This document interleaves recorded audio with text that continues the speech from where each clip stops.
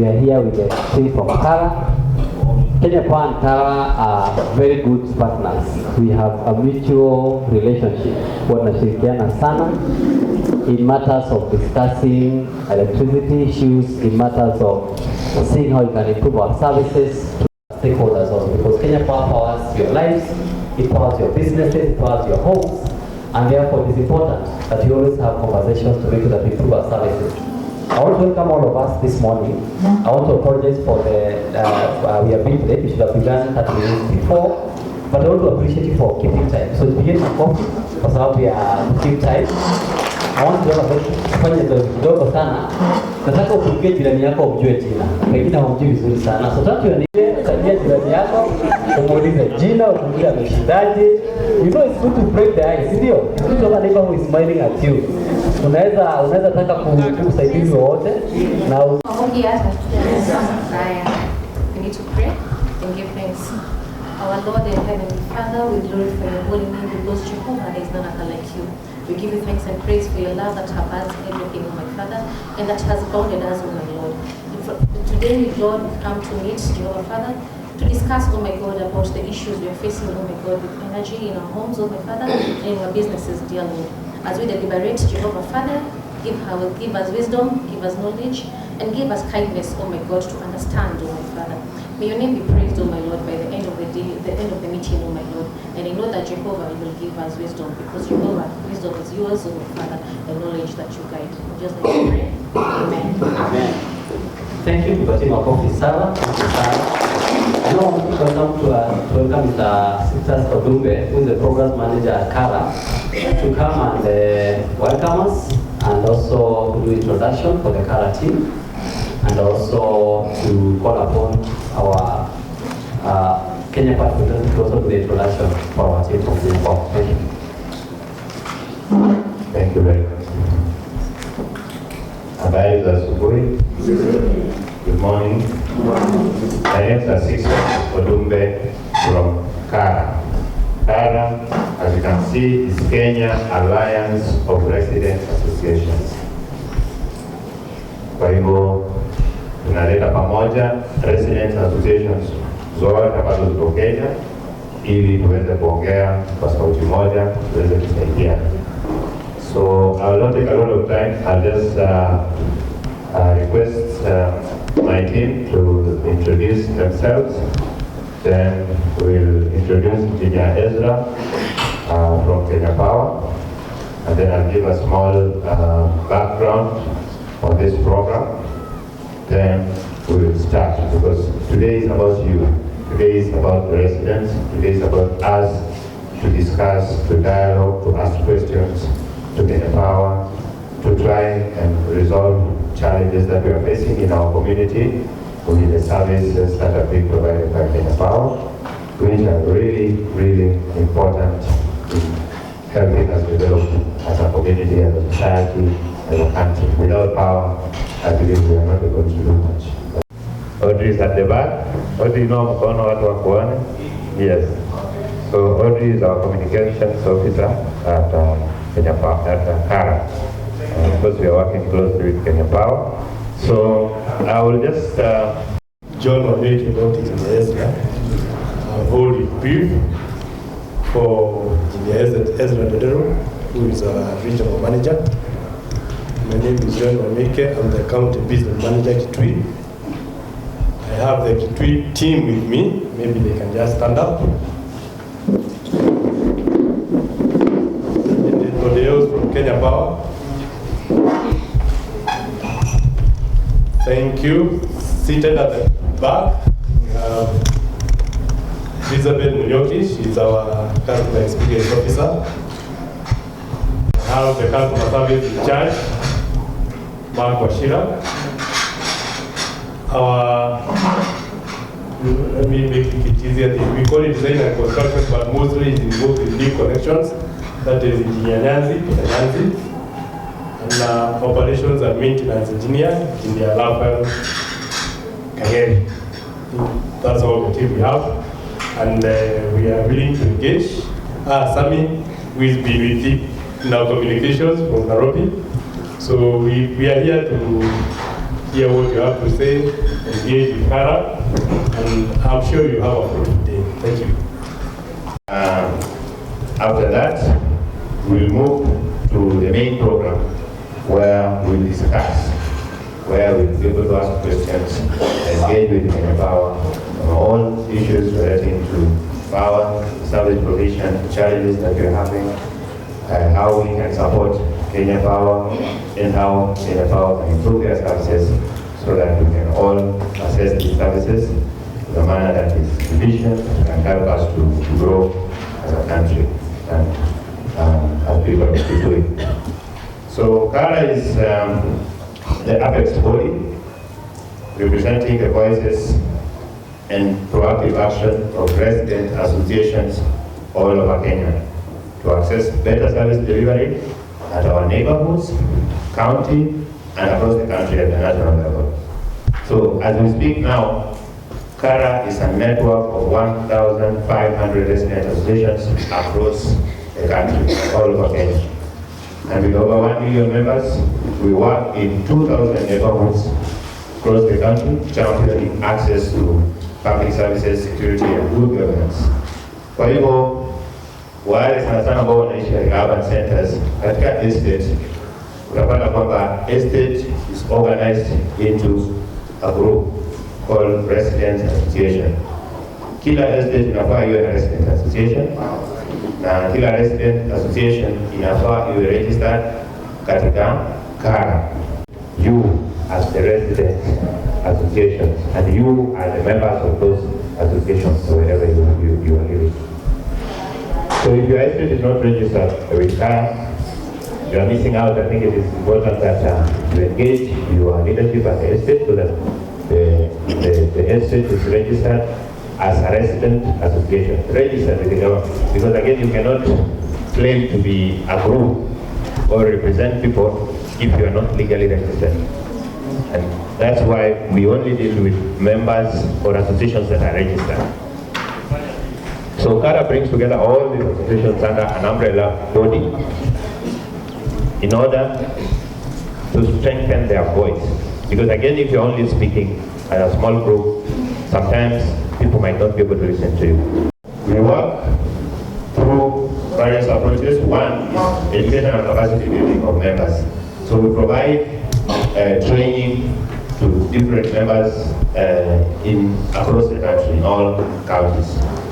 Policy advocacy and influence is another one. We engage with the parliament, both at the county and the national level, to advocate for change in policy and laws that are affecting us, or laws that are not supporting us as residents of this country. We also do community mobilization and networking. So, like what we have done here in Kitui, we have mobilized you to come here and dialogue with Kenya Power. So you find that it's easier for us to do that because we are already connected to your leadership at the extent level. So we can request them to mobilize you, people who are receiving services, people who have challenges, to come together in a meeting like this where we can effectively address our issues and problems. We also work through formation and facilitation of work of resident institutions across the country.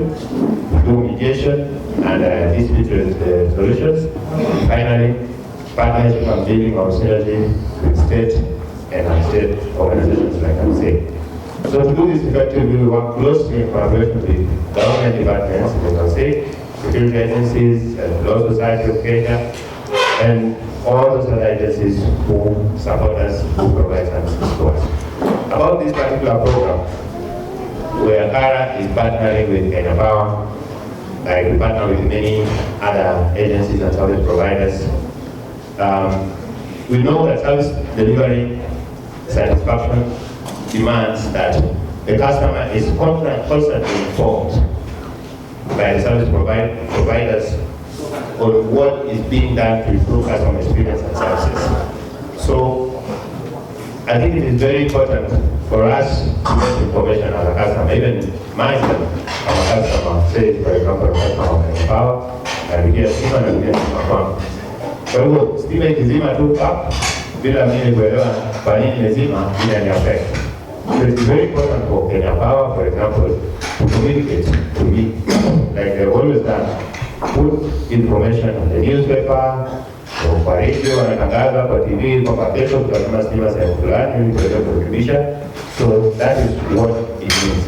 Ili wewe kama mteja uwe informed, pengine kama ulikuwa umetengeneza ice cream, unataka kupaka katika freezer, uangalie kwanza kama stima itakuwa ama inaweza ikazima.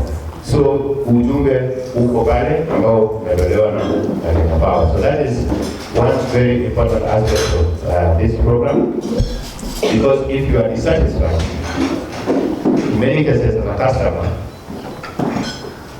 it might be because of lack of information. Ule huduma ambao ungekuwa upate haujapata. So unajiuliza kwa nini kuna shida na pengine sijaambiwa, kwa nini sima lazima na sijaambiwa, kama hayo. So this is why we engage Kenya Power, so that tunaweza kaa chini pamoja na residents ambao ni wateja wao, ili tuweze kuwasiliana kwa pamoja, tuweze kutatua zile shida ambazo pengine zinatokea. So that hata wewe ukiwa katika resident ama mtaa wako, umeona mtu anaharibu transformer, anatoa mafuta kwenye transformer, huwezi ukanyamaza kwa sababu unajua hii ni kitu ambayo inatusaidia sote. So it is very important that we work together, we dialogue together, and that is why we decided to work together with Kenya Power, tuwalete hapa kwenye nyinyi kama residents, ili kuweza kuongelesha na hand over to Kenya Power. Na kabla nifanye hivyo, naweza nikaomba pengine wale leaders wetu ambao wako hapa, mmoja wao anaweza kaongea kidogo tu introduction, alafu tutajiintroduce tukiendelea. Wakati unajadiliana unaongea. So before tufike hapo kidogo, ningependa kumpatia Bwana Nemai ambaye ni mmoja wetu, na yeye ndiye amefanya organization, yeye ndiye amewaalika. Kwa hivyo ni vizuri sana yeye aongeleshe kidogo kabla mmoja wetu aongee. Asante sana. Good morning all. Amukiata. Nature Roberto Nyawai. I'm coordinating CARA programs in Kitui County. Na mimi ndio nimewaalika, kama vile mmesikia, kama kuna swali ama kitu inakusumbua Kitui, kutoka nianze mobilization ya waliposikia ni Kenya Power. There are so many problems. Engineer wa Kenya Power, hiyo usikie kwamba Kitui tuna shida sana. Una apply stima, inakaa 3 years kabla haijakuwa connected. Unapelekwa into circles. Utawekewa kesho, next week, miaka mitatu inaisha. Watu unaletewa bill, estimated bill, ambayo ina pesa nyingi ambayo hujatumia. Juzi nilikuwa naenda. Thank you very much. So nafasi kwa representative ambaye angependa kuongea, resident representative ama resident association representative ambaye angependa kusema jambo moja kabla tuanze. Kuna microphone hapa kwa tunaweza tumia. Hii ni ofisi ya Sauti ya Mwananchi Kitui County. Charles Mwinde. Niko na furaha sana kuona tukiwa na watu wa Kenya Power karibu na ofisi ya organizing care. Kwa hivyo kama Sauti ya Mwananchi Kitui tuko na malalamishi mengi penye mmeongea, lazima tu represent watu we have katika nchi zetu na vile wananchi wanaumia kule mashinani kuhusu maneno ya stima. Thank you. The business community, the drivers and the growers of the economy of Kenya. And I'm happy this morning to have engagement with Kenya Power, because we have been having a lot of issues and probably because now you have come to us. I think we are going to work in harmony and probably they implement some of the things that they have been giving the people of Kitui and Kenya entirely solution. Thank you. But was not in such a forum. And I want to welcome our partners, Kara, to Kitui. And I think some of us, when we think about Kara, some of us think of our estate security, estate organization. We see the good things that we do.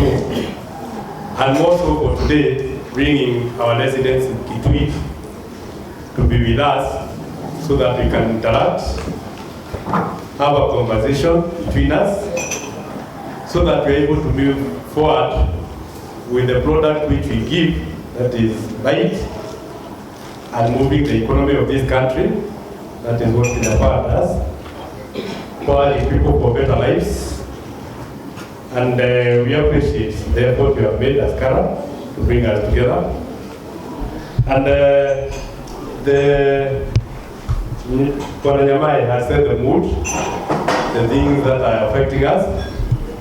And I can imagine all of us here, each and every one of us, has an issue to do with Kinapar. Because every other time we interact, the product you're using, I'm sure for those of us who take blood, if a size is removed, we might not notice. But if power goes for a minute, we will notice, isn't it? So the product we use exposes itself so much, it cannot hide. It's either there is power or there is no power. Are there two ways? So if it goes, isn't it? So it's a product that is there. And I take pride before I start to, because I know some of us, we have a WhatsApp group for the stakeholders. How many of us are in that group? How many? I can see only one saying it's in the group. I can see another one. How many?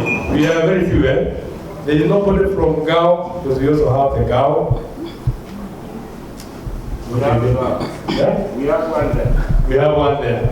So I know we interact with those ones who are in that group, and maybe before we leave this place today, you will be able to recruit more members, because that group will assist us in ensuring that we are informed when there is no power, when there are issues, and I know you've interacted with that group for the last, I don't know how many years. So karibuni sana, and I'll be very brief because I know what our main interest is in interactions, so that I don't bog you down. And be presented by our regional manager, Ezra Dedero, who got engaged.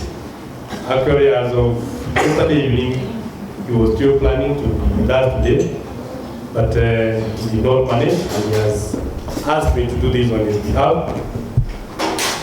So, Kenya Power Business Overview, our vision as a company, we want to be the energy solution provider of choice, and that one we try. Our mission, empowering people for better lives by innovation, securing business sustainability. What we do as a company, and you allow me to bring some of these things up, because everything that happens in this country regarding power supply is all associated with Kenya Power, isn't it? Yeah. Whether it is RERE, whether it is Ketraco, whether it's Kengen, we can never hide, can we? Because we are the people who interact with the customers. But our mandate is to purchase power from Kengen and other independent power producers, and dispatch the same. As we are the retailer, we are the one who brings the power to you. And the network which you see, apart from the transmission lines which have gone to the Traco, they belong to Kenya Power. We are the ones who maintain that network. And last but not least, we are the ones who give you the service of the product which we deal with.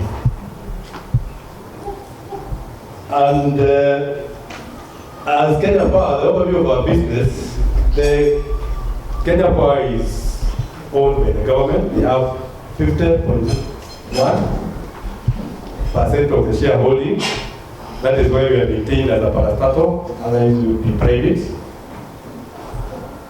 And our presence is in the 47 counties, and that is why we are here in Kitui. There is nowhere in this Kenya that we don't feature. In Kitui, we are 85. And our customer base stands at 9,852,423, but this one keeps on improving. We are still going on. I know Kitui is still lagging behind a bit, more than some of the countries which are ahead. And maybe I know these some of the things I've already heard. Somebody has, Mr. Jeremiah has already talked about connection. So that one is where some of that comes in. And if you check, the total purchase of energy is at 7.2. Again, the total sales of 5.5. After you explain the losses, some of the other questions are not going to do so much. And our asset base starts at 5,385 billion. Maybe is that small asset tells you that Kenya Power is stable. For those of us who have not bought shares with Kenya Power, the high time to start planning to do that. We have KenGen, and I say with the other independent power producers, generating electricity. Ketraco, they are dealing mainly with transmission lines. REREC, that is where we have the rural electrification. They are the ones who have been energizing our primary schools. If you check in your bills, you realize this area value for LELEC, which you normally pay, Walma, and there is a regulator. Ketraco cannot say that the transmission will be charging us this much. We have a regulator for that, and that is EPRO. EPRO also happens to be authorizing also the people who do your wiring. They give them certificates. So if you are inviting somebody to come and he's telling you he's an electrician, he should give you a license from EPRO, isn't it? Just like we get the driving license from NTSA, the same thing, EPRO should, anybody coming to tell you you can do wiring should equally have a license. That is a demand for the last few years, that is from 2021 up to the last year towards December. We've been growing as a country, and it's still going on with connections and industries. And I know even in Kitui, we've had some major companies coming up, which has made our load grow in time. So I want to come now to where we are. I was lashing that so that we can now deal with our baby, isn't it? That is Kitui County. And for Kitui County, we have the distribution line, which we are calling the MV network, of 3,215 kilometers. The transmission lines which pass through Kitui, that is for both Ketraco, and we also have the transmission lines still with Kenya Power. There are 450 kilometers, the line which is going to Mombasa, the ones which are going to Hotel. And for Kitui, we have 3 primary substations in Mwingi, and 32 to 33, that is owned by Ketraco. And also here in Kitui, you have the one at Wachenza, that is on 32 to 33, also owned by Ketraco. But we have our own station here at in town, that is for 33 to 11, that is for Kenya Power. So, if we look at what have we done in the last few years, mostly in Kitui, the 2 new substations, I don't know, some of us who are, anybody who was, for the last 5 years, we look back, what has happened in the last 5 years, because this is when we bad it is in Kitui. When I see people complain, I know there are those of us who are there sometimes back, and I know things have changed a bit. Am I right? Yeah. For those of us who are here 5 years ago, is it the same as today? I know we are complaining. We are not where we want to be. But I'm very sure for those of us who were here 5 years ago, there is some change, isn't it? Because that is the time we had the Mwingi. We had the Mwingi substation coming up, and Kitui. Incidentally, before then, we used to get power all the way from Kidaru. So you can imagine with a switch station somewhere in Kithioko, and if there was a breakdown at night, people used to drive all the way from here to Kithioko. If you get to Kithioko, you find the problem is not there, you start patrolling line all the way to the dams, isn't it? Which was taking, I was told it could even take 2 weeks without even buying Kitui that time. But we are happy that at least we have the 2 substations. For those of us who are in Kitui, especially in town, actually one time when we get some little interruption within town, people really come back. We have a dedicated line from Ketrako, it is the substation at Ketrako, all the way to the substation, which we don't interfere with for the reliability of supply at our substation here. That is why you find the town is not as affected as much as the people who will be in other stations like Kanyangi and Zombe. But the line which is coming to town is dedicated solely for that substation. Again, we upgraded the substation, this one in Kitui town, from 5 MVA to 10 MVA to cater for the road demand. But you'll be surprised, we've not surpassed the 5 MVA, we still have a lot to do. We still have a lot of capacity. And when we talk of connections, that is what we are looking for, and industries, so that we can be able to move forward. In the year 2023-2024, that is the last financial year, we spent 242 million towards replacement of road exposed, trace maintenance, and upgrade of road transformer account. That figure is not small, is it? But we know our biggest challenge in Kitui are termites, where we even have transformers. You see a transformer structure looking very neat, but when it rains, it just comes down. By the time you're getting there, you realize termites have already eaten the pole from inside. But in the last financial year, we spent 242 million, which is quite high. And even now, as we move on, we are still continuing. We are not giving up, because we must get to that point that that person who is somewhere in Kanyangi or Mutito and Doa, where you normally have over extended farmer, can enjoy that supply without interruption. In the last financial year, one of our biggest headache used to be Karudu feeder, because it goes up to where they have the transmission sites for KBC, the Fabricom, that is Kasiala, is it Kasiala? And it used to be one of our biggest things. We put some road breakers, that was last year. And for those people who were in Karudu, maybe you can tell the difference between last year and what used to be there before. Because every other time, the people in Karudu used to go off every other time.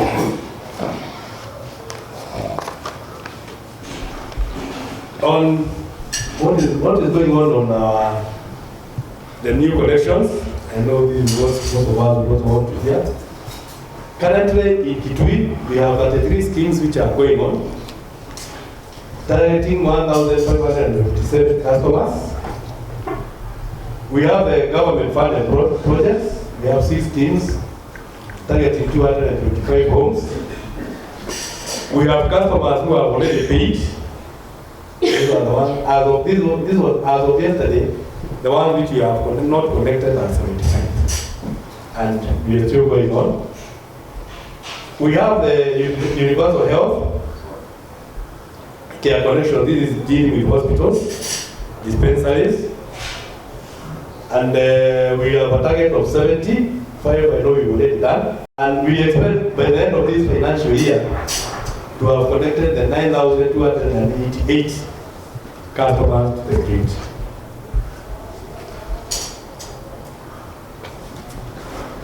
On the ongoing schemes, we have a project for making our system reliable and at least ensuring that we have continuous power supply. And one of them, which is affecting one of our main customers, that is Seku. I don't know whether I have anybody here from Seku. Maybe representative from Seku? No.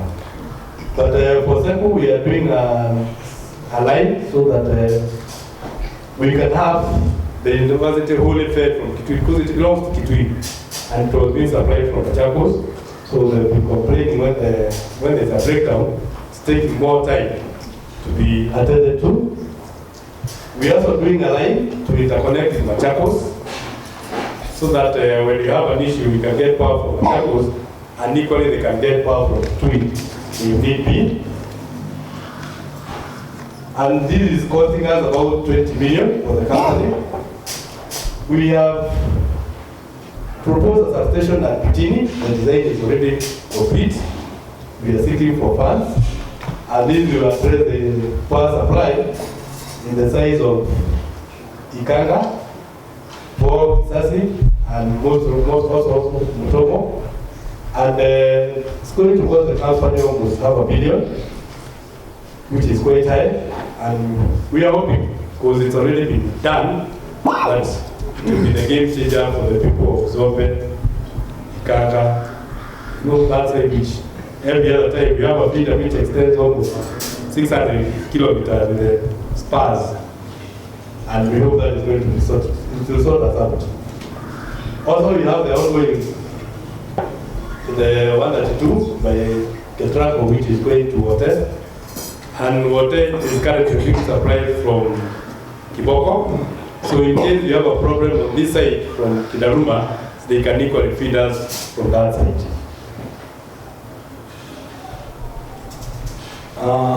Currently, as we talk of expanding our customer base, as of yesterday, we have collected 2,881 this financial year. And we expect to, with that, we expect at least to have more customers on board, as I had said. Already from the GOK, we have collected 157, 1,005, and the healthcare. And the customers who have paid up from last year, July, to date, and we've already connected them, 1,624. So we have a total customer base of 112,924, of which the majority are on prepaid.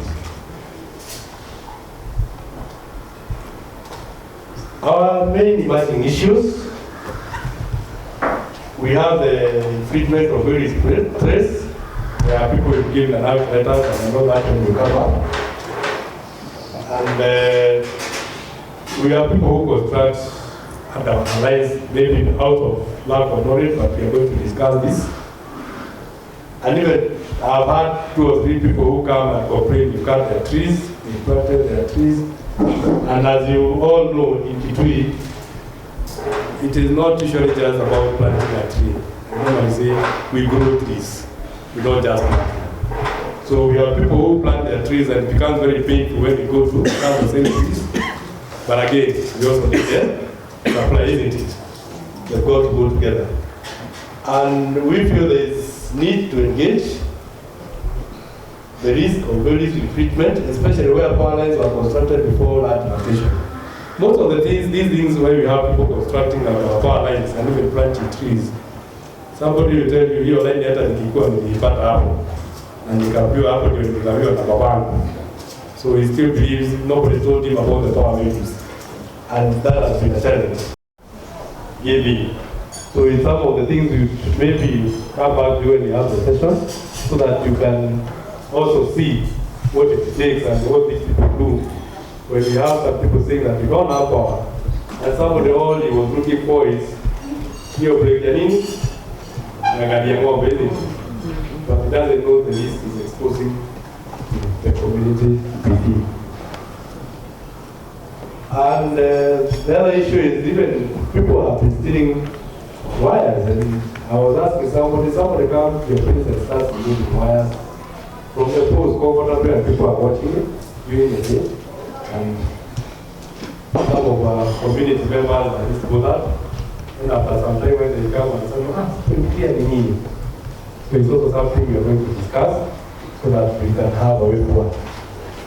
On the issue of fraud, this one I know I talked about it. People calling you, don't be surprised they even call us. When you one time somebody called me, wanting to assist me with a bill. Last month, a very smart retrenched old man came to me and told me he's never been called. Lakini huwa ameniweza. Because all he did was to make a call to him na kumuuliza uko na shida gani ya stima. And he said, si nilikuwa mwenye kunibadilishia mita. And the story started. By the time he was coming to see me, definitely he had lost some money. So let us be very cautious. I will inform more on that. We go to question and answers. Because it's the people, it's a fishing expedition. Same story. So the other issue we have in Kitui, and this is within our county, we have almost 250 cases reported of student prepaid meters. They will steal from you, then they go install in these premises, they steal conductor so that they give you power. And when some of us come, you ask them, did you pay to Kenya Power? All they say is, mi najua huwa nafanyaga na Kenya Power. Whoever give that information, no. But you see, you have a meter, a prepaid meter, you even don't know whether it is your name or not. You even don't know it is in your house and somebody says, how can you not fail to know how power was installed in your premises? Is it possible? So most of the time when people come up and say, you disconnected me unfairly, when you ask them, why did you pay? Did he give you a receipt? No. Why did you give him? Because I believed you work for Kenya Power, isn't it? So let us be very cautious. When a meter is lost, when you lose your prepaid meter, report. When somebody comes and tells you he's going to install for you a meter, I don't know, because we are going to give Elizabeth some time to tell you what you can do to know if the meter is yours or it's not yours. Because I know there are some of us who are sitting here. And we have illegal supply in our premises.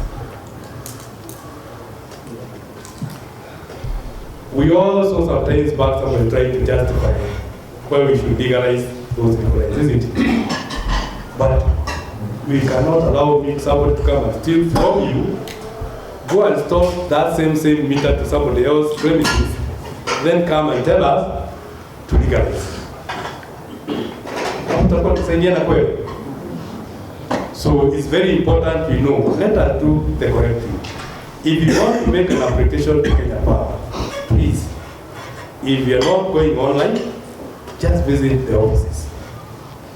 I think I know this one has been a hitter, the thing of exposure bills, and I know this one affects the business community, and I want to make it very clear. I say that anybody who does well in your premises must be licensed by everyone. We say that is our legal, isn't it? And any additional load you put in your premises, which was not covered when your power was installed, you are supposed to visit the Kenya Power offices so that you are told that the system we have can be able to cater for what you are adding. But what have we been doing? I go buy a portion bill. Some of us have even taken notes. Take that portion bill somewhere in between. Then within 2-3 days, we start having power blackouts. The transformer goes. When we come to check, we realize that we've had a portion which was not there before. I don't want to go into details of those single fixed portion bills, but I want to make it clear. If you have to put one, please make sure you do an application for them, additional, so that you advise them. And even the person who is coming to install that, already it's illegal because it's supposed to be done by somebody who is authorized by templar, isn't it? But some of us just go and meet anyone we meet in the streets. And it's unfortunate because we've seen houses burned. Some of it, those even portion, some of them even burn their motors. And those are losses. So if you're engaging a contractor to do your wiring or to do your additional load, if you don't hear him asking you whether you live with Kenya Power, know that's a call. Our nearest goal is the Kitui substation, and that one we hope it will be funded within this financial year, so that at least the people in Kitui, Zombe, Vo, and part of Mutomo will start enjoying an interrupted power supply. We also have to hope that we get offices in Chuso and Mutomo for those people who are from, anybody from Siakuru sites? Yeah, anybody from the sites? Nobody from that side, because I know Siakuru has been hard hit with interruptions. More so because the line that extends from Mwingi to Kitui, okay, on a straight line, that line is about 135 kilometers from Mwingi to Sweden, leave alone the spars which are in between. The line itself is almost 500 and something kilometers. But we are hoping to get an office at Chuso, which is almost 70 kilometers from Mwingi town, so that the people in Siakuru can be served. Also, as you well know, Mutomo is being served from by our brothers in Makweni, and we've had complaints from Mutomo side that they want also to be on this side where they can freely complain without telling them or referring them to Makweni. We are also looking forward to completion of the schemes you have seen, that is direct to UK and the Rasmus schemes projects, so that the 9,288 customers we think we are going to report, they can also enjoy our services. We also have border metering, so that you can also be able to say, as a county, how much are we consuming? Can we be able to sustain ourselves as a county? Or are we just a cost to the national government? I believe myself as a county, we have enough customers, we have enough factories coming up, and we can be sustainable. So I would expect that even when we put the meters, that it will be seen as one of the counties that can be able to self-sustain itself. And I believe Kitui is, we have customers who are coming in, and we will be there. The other issue, we have the issue of rolling out of the fiber optic cable. I know some of you are aware of it, that the country-wide we are doing fiber as a country. We've been engaged by the national government, and very soon, most of our institutions, most of the government institutions, wherever they are, they will be connected to fiber. And this is a project which is expected to be complete by next year. So we hope that when this comes, we also benefit from it. Thank you for listening to me. I look forward to the session of questions and answers so that we can be able to engage more. Thank you.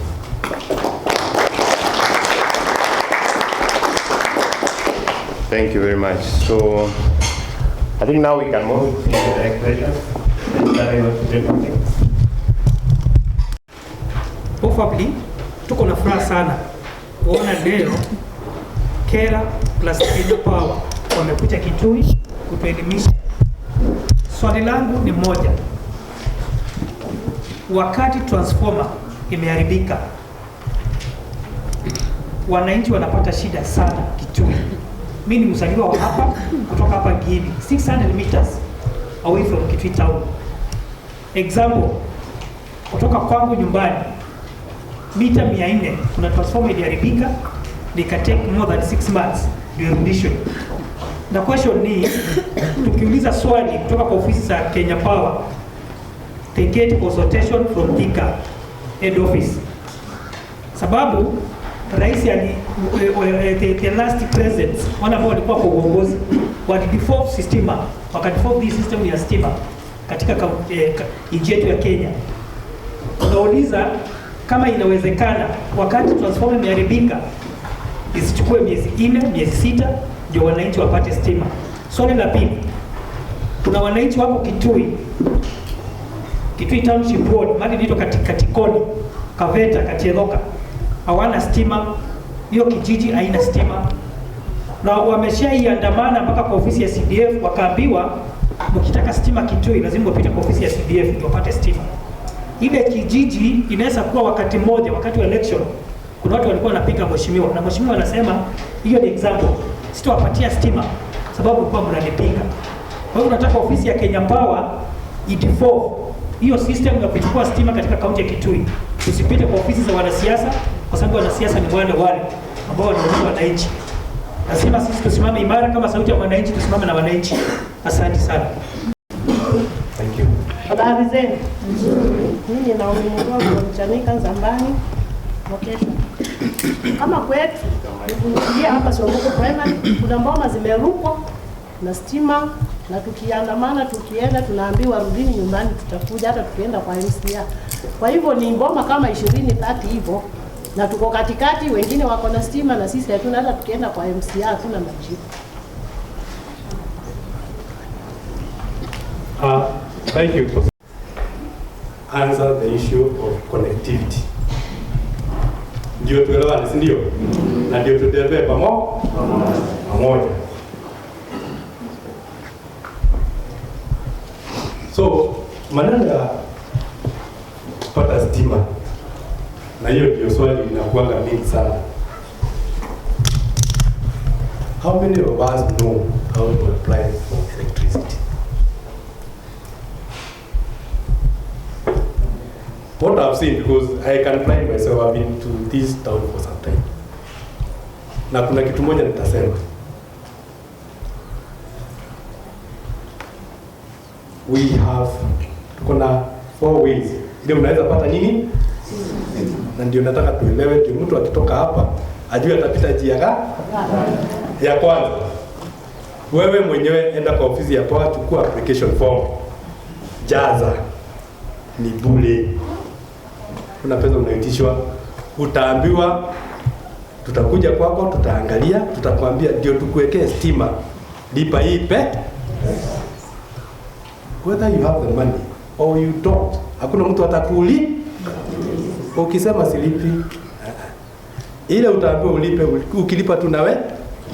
And that is why the 1,600 customers we have already connected this financial year, how ndio lipa?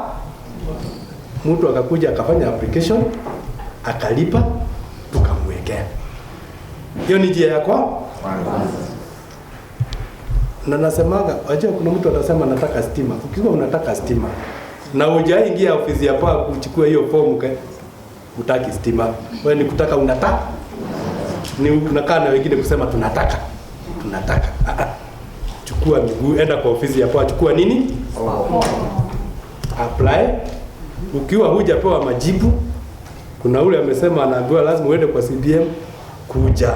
Nitauliza kwa nini hujapewa nini? Majibu, si ndio? The other one, the second one is through REREC. REREC stands for Rural Electrification and Renewable Energy. Zamani tulikuwa tunaita REA, si ndio? Ndio hiyo. And these are mostly what happens with REREC. We all contribute those for those of us who pay for power, isn't it? Na hiyo pesa inaenda kwa kite ya REREC. Our MPs tunachagua. They are the ones who do the vote for the schemes zile zitafanywa kwa, si ndio?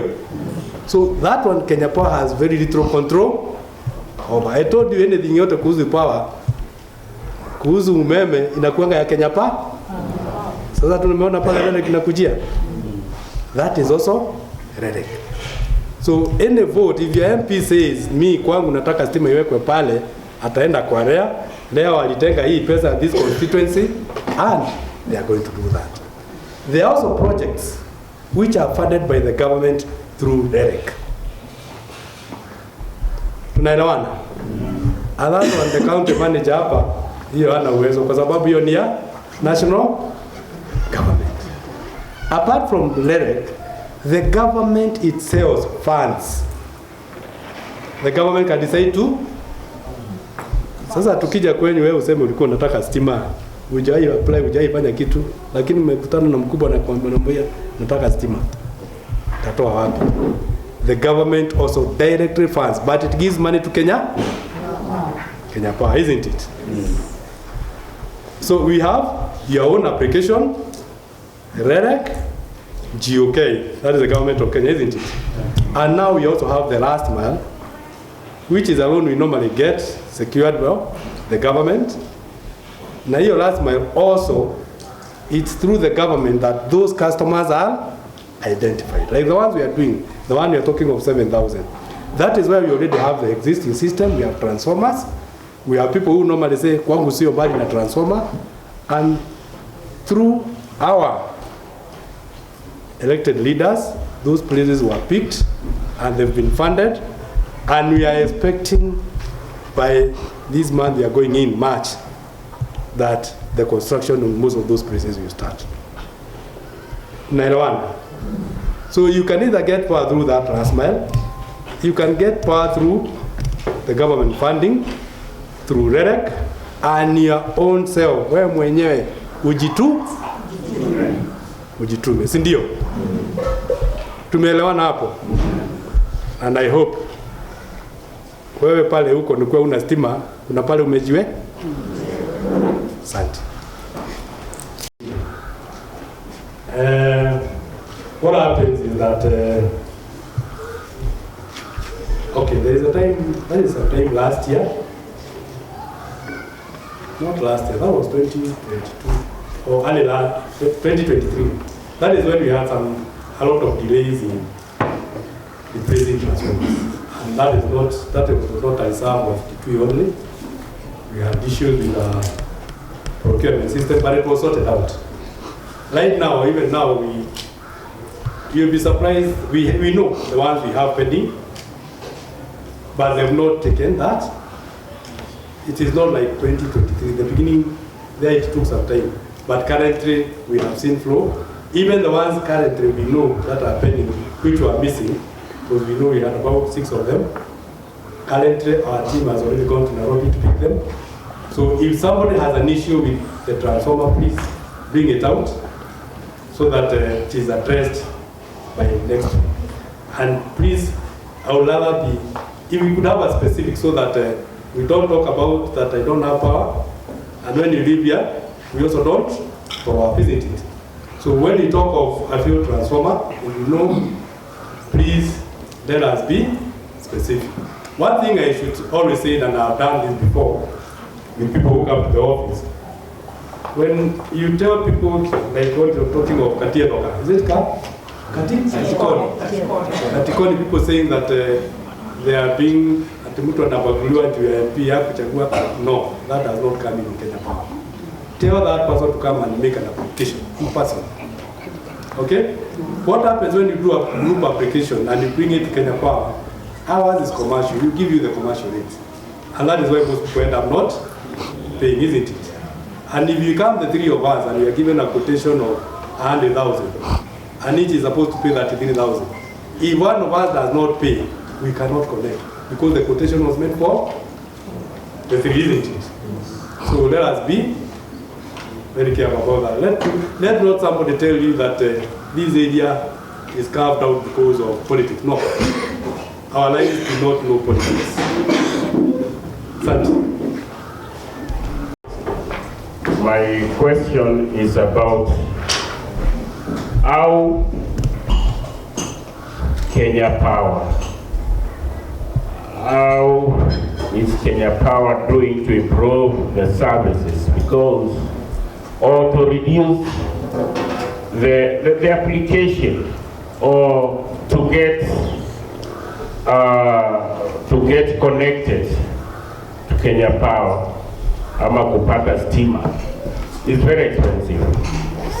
Sometimes you apply. When you apply, unaambiwa when you are not within 600 meters kutoka that post, you would get, even if you are getting, unaambiwa ugharamie a post, and it is costing you a lot. Kitui, being a remote area, people not having a lot of money, we are suffering. Some people, I don't know, what is the service charter for Kenya Power, so that you can know when you apply the steamer, how long it takes before you are connected. Because people have applied, some are paid the 35,000 a long time ago, they are still waiting, taken into circles. So how is Kenya Power addressing those issues, and how can Kenya Power, especially in Kitui, because I live in Kitui, to improve the emergency services? Stima ikienda ama transformer ikianguka, ukipiga simu, it takes a week or so before the stima is restored. Kindly advise accordingly. Thank you. That kama kutoka kuuliza swali, but I would rather have specifics, because when you say, when you deal with specifics, you're able to address them, isn't it? So that I don't come here and make a political statement and go away. Sindio? Niseme stima mtapata, mtapata, and then tomorrow umepata stima. So personally, I like we deal with facts, isn't it? What I would say, and I'll tell Mr. Nyamai, there is no small money and big money. You might tell me to pay 10,000, it will still be too much. You might tell me to pay 70,000, it will still be too much. But I can tell you, maybe this week, somebody has already paid 2 million, is supplied to his house. You're mingi. So it depends with, and this is what I keep on saying, how do you value power? The value you attach to it. And if I was to tell you to just raise up the phones you have, you'll be surprised. Kuna ule akona ya 2.5 na kuna mtu kwa hii room akona 150,000. Si ndio? See, we are all together. It depends with what you value, isn't it? So if you value power, how much are you willing to spend to get that power? And that is why I said, we have that opportunity, that I can go individually, make an application, and get power, isn't it? Or I'll go comfortably wait for that time, the government to come and give me power, isn't it? But as you say, and I agree with you, maybe the cost is high, and I said, we don't operate on our own, we have a regulator. Some of those things are not determined by Kenya Power, and we follow what the regulator says. If you see the way the prices are being put, somebody else also is there checking on what kind of prices are they giving customers. But the bottom line is, hakuna pesa dogo, na hakuna pesa mingi. It is the value you attach to what you want, isn't it?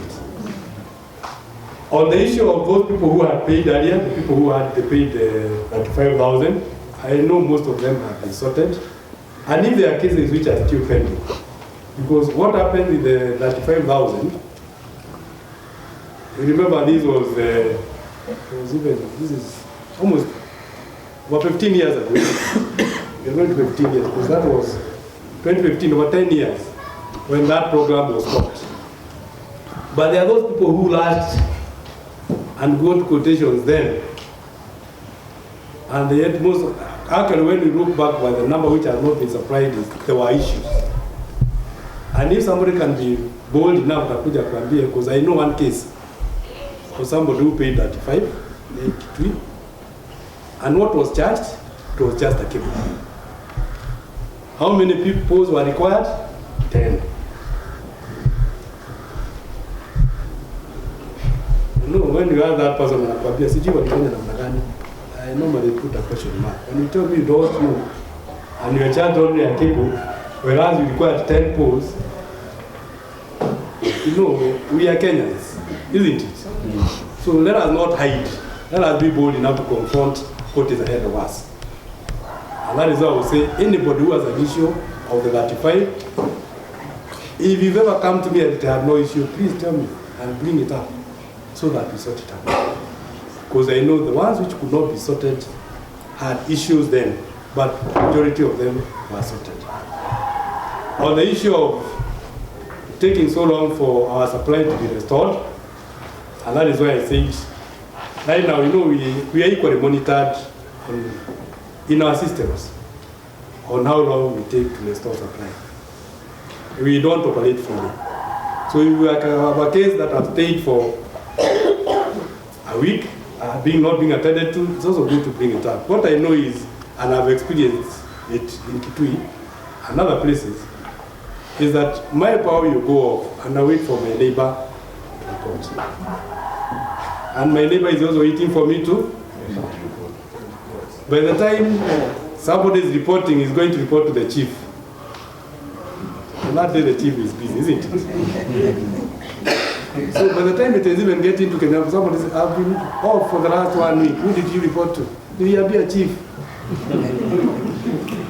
Please, I know somebody will come in and you give us the details of how to do the reporting from our phones, isn't it? So that we avoid these delays.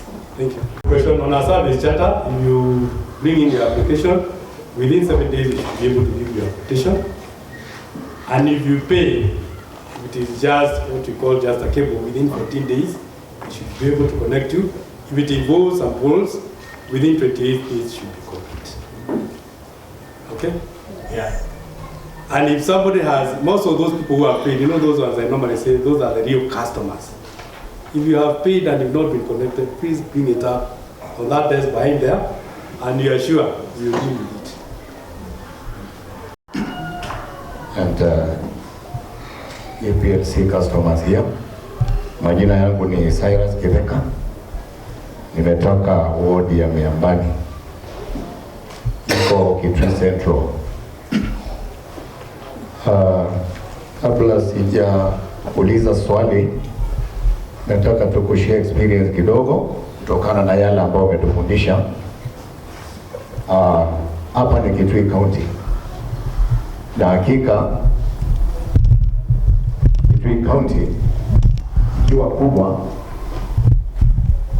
tunashukuru kwa ile huduma ya stima ambayo imefika mahali imefika. Na hakika maendeleo asilimia kiasi fulani Kitui imeimarishwa na huduma ya stima. Na ninaamini kwamba kulingana na vile umeeleza, kuna mambo ambayo inaendelea ifike Kitui sehemu zingine, maana Kitui sio central peke yake hapa. Kuna maeneo mengine ambayo inastahili kuimarishwa. Lakini bado kuna changamoto. Nafikiri KPLC unajua kwamba there is no free power. Hakuna stima ya bure. Ila kupata stima ni lazima ulipie. Na hiyo kila mtu ameelewa, kama mimi nimejua, umesema mpaka ujitume. KPLC representative kwamba Kitui kuko na shida ya stima, na haiko kwa sababu haiko. Shida iko kwa sababu stima iko. Shida iko Kitui kwa sababu stima iko. Kwa sababu kuna terminologies. Kuna work plan and strategic plan ya KPLC ambayo watu wengi Kitui hatuielewi. Ikiwemo ni ile waliotangulia kuongea wamesema. Kwa mfano sahi umesema mnaweka stima sehemu za Mtomo. Kutoka hapa, that is something like facing. Stima inaweza kuwekwa sehemu za Mtomo ama away from Kitui Central. Lakini utapata mahali hapa ambao kuna the central transmission source, hiyo stima mahali kwingi hakuna.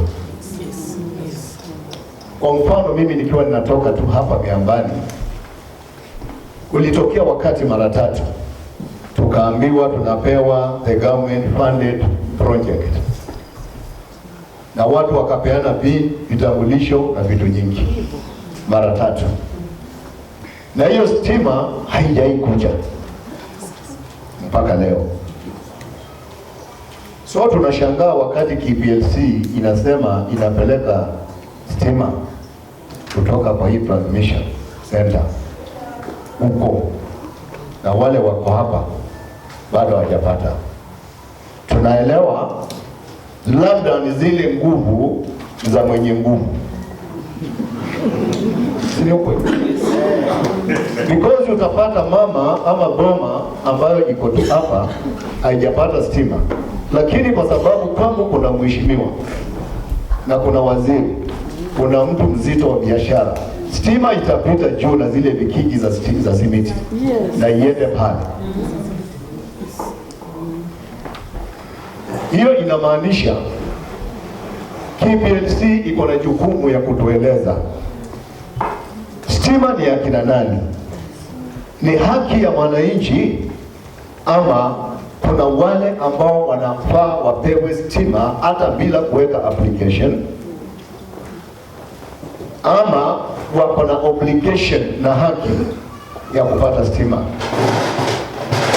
Stima ikileta maendeleo, tunajua kuna biashara zingine zinakufa kwa sababu ya unregulated supply of power. Mtu nyama zake zinaozea kwa fridge kwa sababu stima imekatwa. Kwa mfano pale kwetu kuna laini 2. Kuna laini moja ya maduka utapata iko na stima, na ukiangalia wanaofanya biashara pale ni wazito, lakini kuna side nyingine ambao haipati stima. So inabidi hawa wavute waya icross iende pale, na ukitaka stima ikuje ni lazima mtu fulani apige simu, lakini ukipiga mwingine hiyo stima haitashughulikiwa.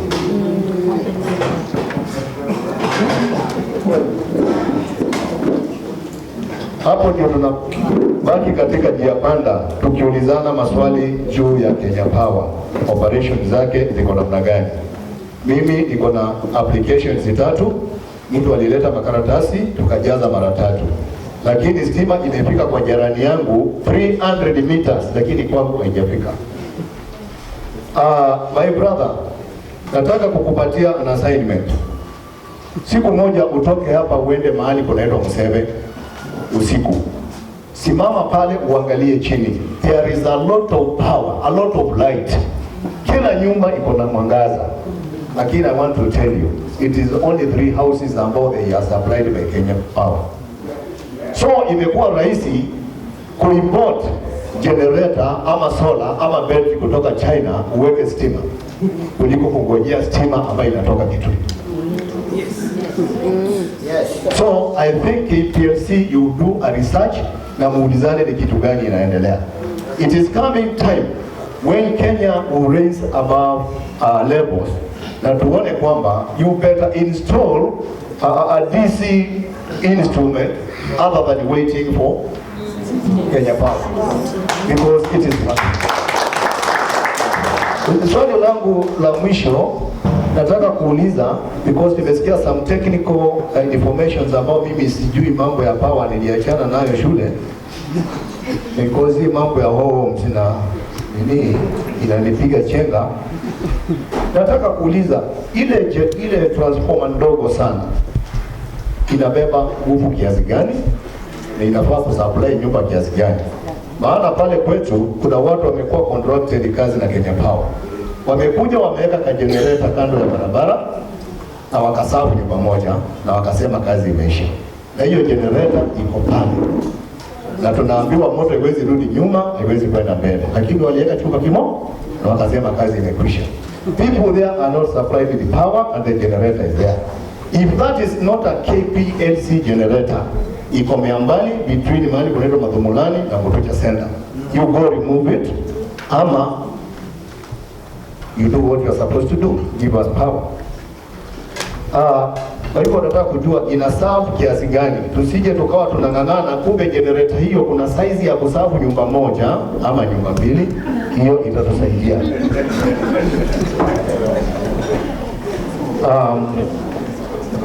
I think swali la mwisho ni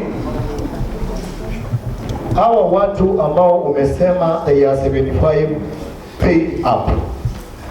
Sikuelewa vizuri hapo, maana ninaona is a government funded thing, na kwetu ninaona ni kama wawili watatu.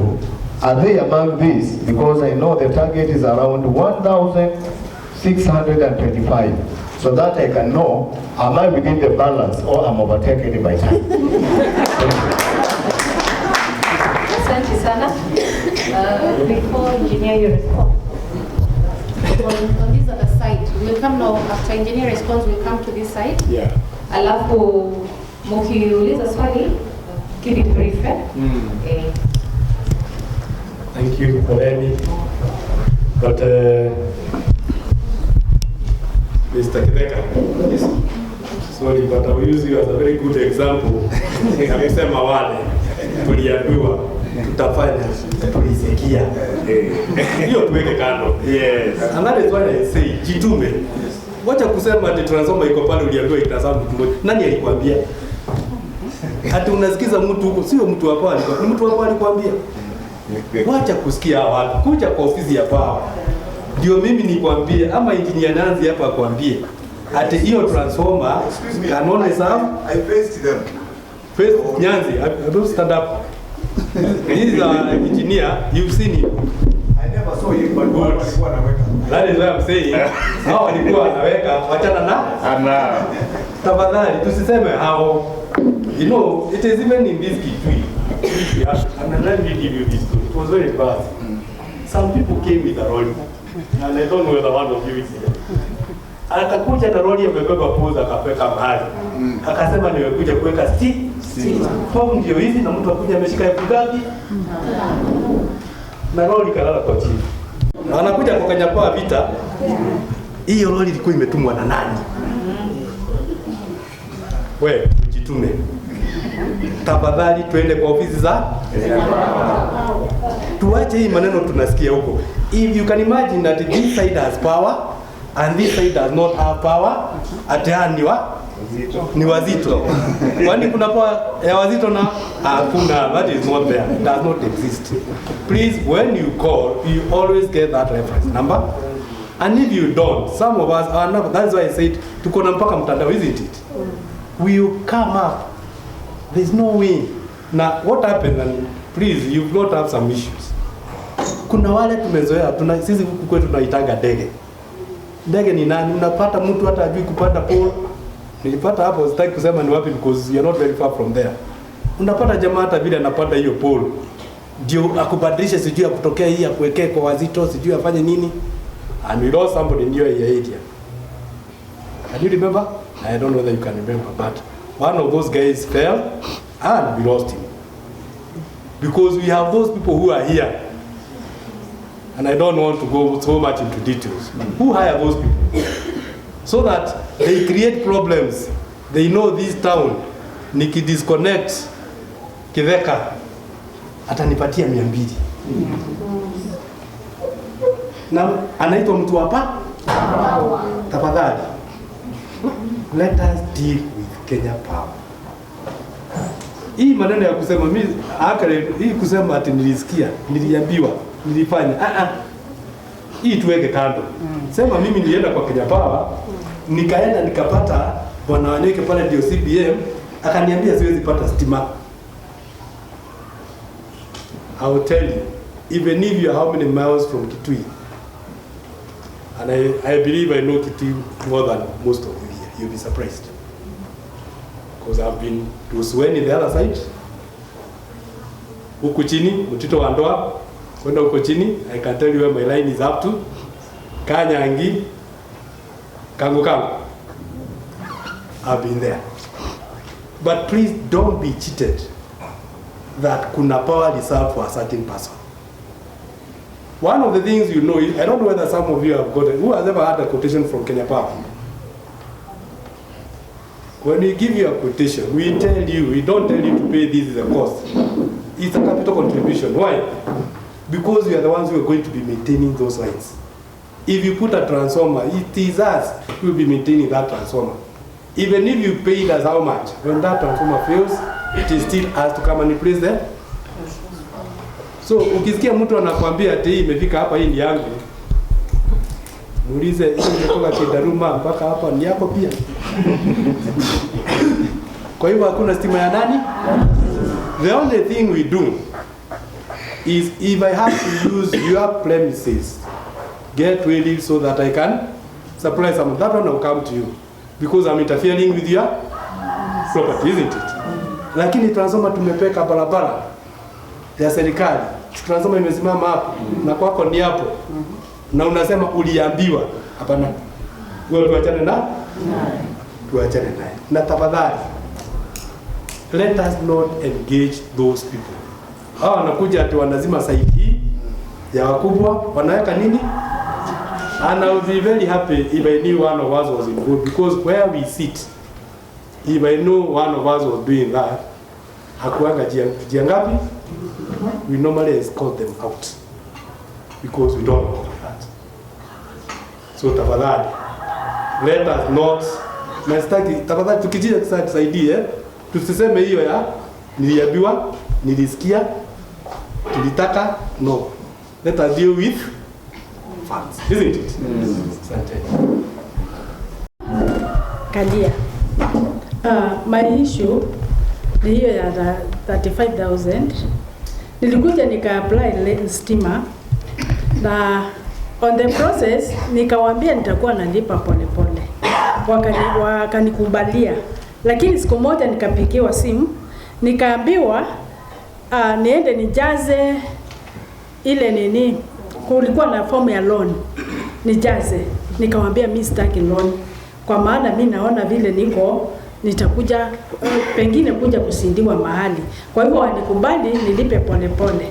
Nikaendelea na kulipa. On the process I paid 29,980. Wakati nilirudi ili niende nikamilishe chenye nilibakisha niwekewe, waliniambia hiyo mipango ilisimamishwa, ningoje. Nikaendelea na kungojea mpaka sijui kulienda aje. Nyuma nikakuja nika apply token, nikawekewa token. But nikaenda nikauliza, sasa nimewekewa token, hii tutafanya nini? Nikaambiwa nitarejeshewa pesa. Huko na wakati nakumbuka vizuri nilipikiwa nikiwa kwa workshop. Nikapitia kwa power. Nikaambiwa nipeane document zangu, kitambulisho nini, original, ili nirudishiwe pesa. On the process niliambiwa niende ningojee, nikangojea mpaka hata wa leo. Nikawaendea tena, nikaambiwa hizo pesa nitawekewa kwa token. But to my surprise, even today sijawahi kupata. So sijui ni nini. Ile ingine ni ile post ikiwa imeharibika na haifanyi kazi, hata kuna stima ambao inawaka huko. Shule moja inaitwa Muudhi, huko na transformer hapo ambayo inaweza kusupply zile miji kwa hapo, lakini hakuna hata hapo, imesimama kwa shule, hakuna hata babu moja inawaka. Huko na shule nyingine inaitwa Ngongi, and I have colleagues here who can bear me witness. What I'm speaking is the fact and find truth. Hiyo pia haiwaki na transformer inasimama hapa. So swali langu ni hizo transformers ziliwekwa hata ikiwa ni Kenya Rural, na Kenya Rural nafikiria Kenya Power ndio inawapea kazi, ama the government funds those with the connectivity with the Kenya Power. Kuna uwezekano ambao Kenya Power ile ambayo tuko nayo hapa Kitui, ambayo inasimamiwa na mkubwa wetu wa Nyoki, inaweza kuvisit those areas ili ijue shida ni nini. Wakati mwingine stima huwa zinapotea ama zinakuja low voltage. I'm talking of where I come from now, Mseme. Tunapiga simu, tunaambiwa watu wa Kenya Power watakuja. Na simu unaulizwa even the account, the number of your phone, those things. Tunangojea, hawakuji. Tunafanya kutuma mtu huko kwa ofisi. Anakuja, anawaelezea kama simu zetu hazikuwa zimeripoti vizuri. Pia huyo mtu anaambiwa tutakuja. Low voltage na stima kupotea zinamaliza almost a week. With me, I'm a businessman working with power. Na ikipotea, I lose a lot of chances. So, swali langu ilikuwa nauliza kwa chata yenu, ile chata, report ikifika kwenu, for how long are you supposed to take so that you can rectify that mistake?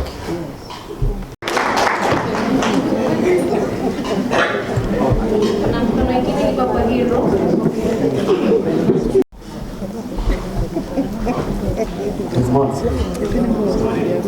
Kevin Vati from Crescent Road, specifically work location Nyamaku Village. So, kwamba niulize wakubwa wetu na dealers wa Kenya Power, na jambo imetutatiza sana just the other day on January, whereby the stakeholders ambao contractor walikuwa wamepewa ni kazi kuweka stima huko, mambo ya kukilea the obstacles, miti na kila kitu, kukilea ni the site mahali line ya stima ya wires zinapita. We were enforced to cut trees by our own cost. So my question is, mambo ya kukilea obstacles kufanya ni kukilea the site, ni gharama ya mwananchi ama ni gharama ya Kenya Power? And there was some conflict kwa hayo.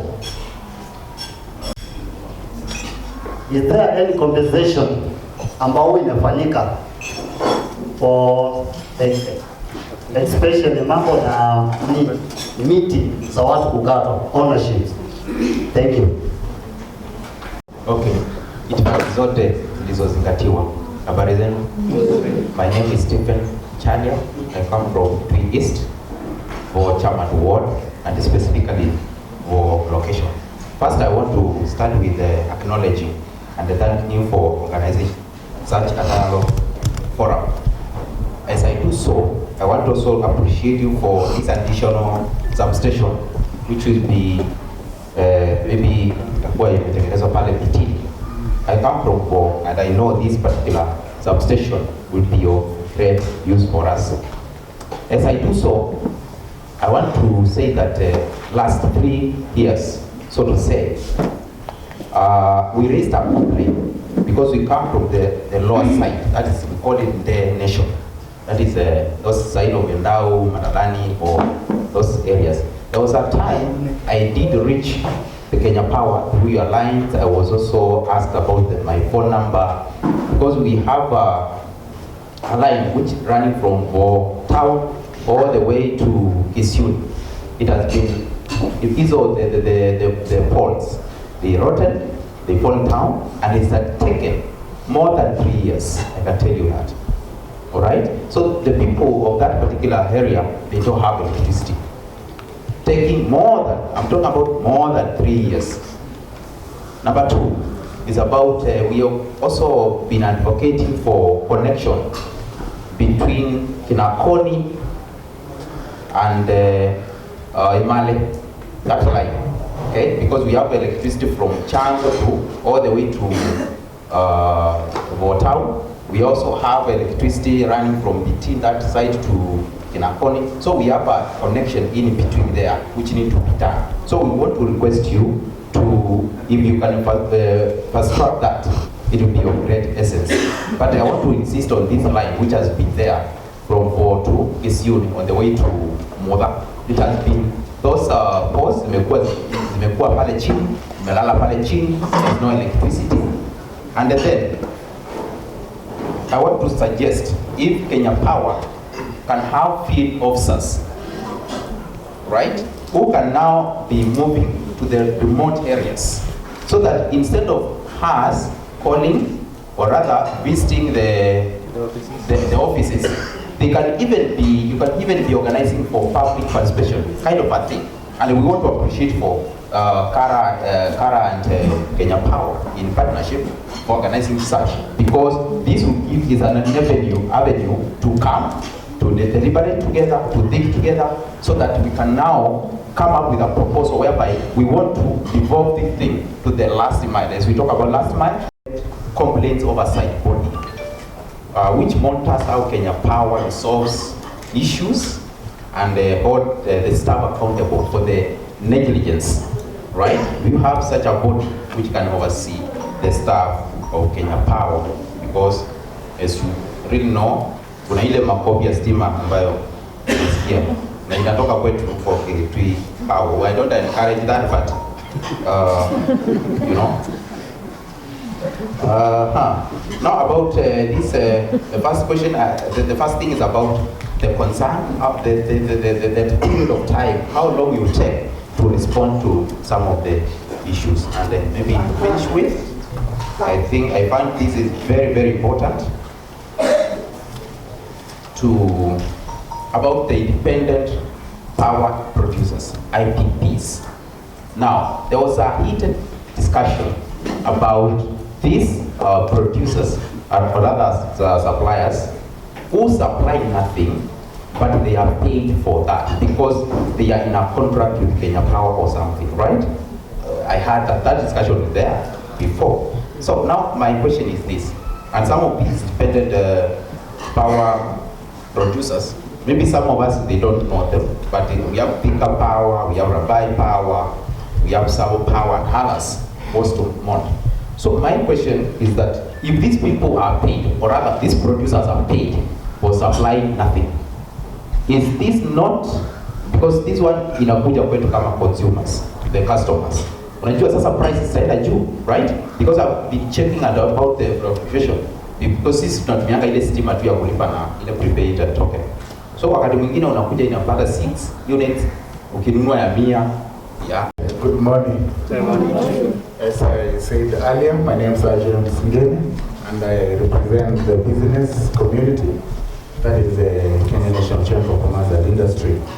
I come from Kitui West, and we have one area that has been having an issue about just matter of power interruption. And when I talk about power interruption, is just the other part of powers, but that area is actually being interrupted. And the area is on your way to Kwasiku, the place known as Kwandemo. That place has been, you find that it's just a matter of probably lost connection, or there's this switch, they are not probably not working, and you find it's taking almost 4 days. Some other time we call, and then you give the account numbers, you give all those, and it still takes 4 days. So one is actually, we know that every business has challenge, but for 4 days for probably power interruption, or you find the power is low, that cannot, there's something that you can't do, that will need to be checked. The other thing I want to appreciate the government of Kenya through REA, because actually I come from that area, and most of the people have power connectivity.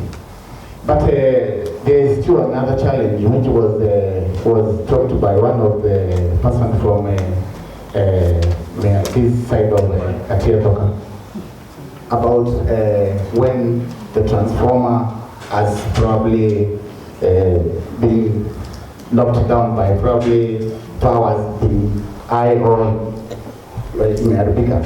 It takes many months to be replaced. We understand that time I called. I have a friend here, Kenya Power.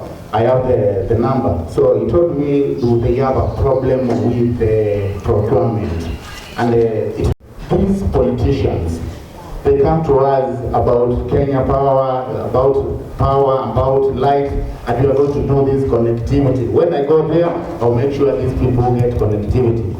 I know this country, actually within East Africa, that is doing power connectivity free. I think this can be done because you find like government has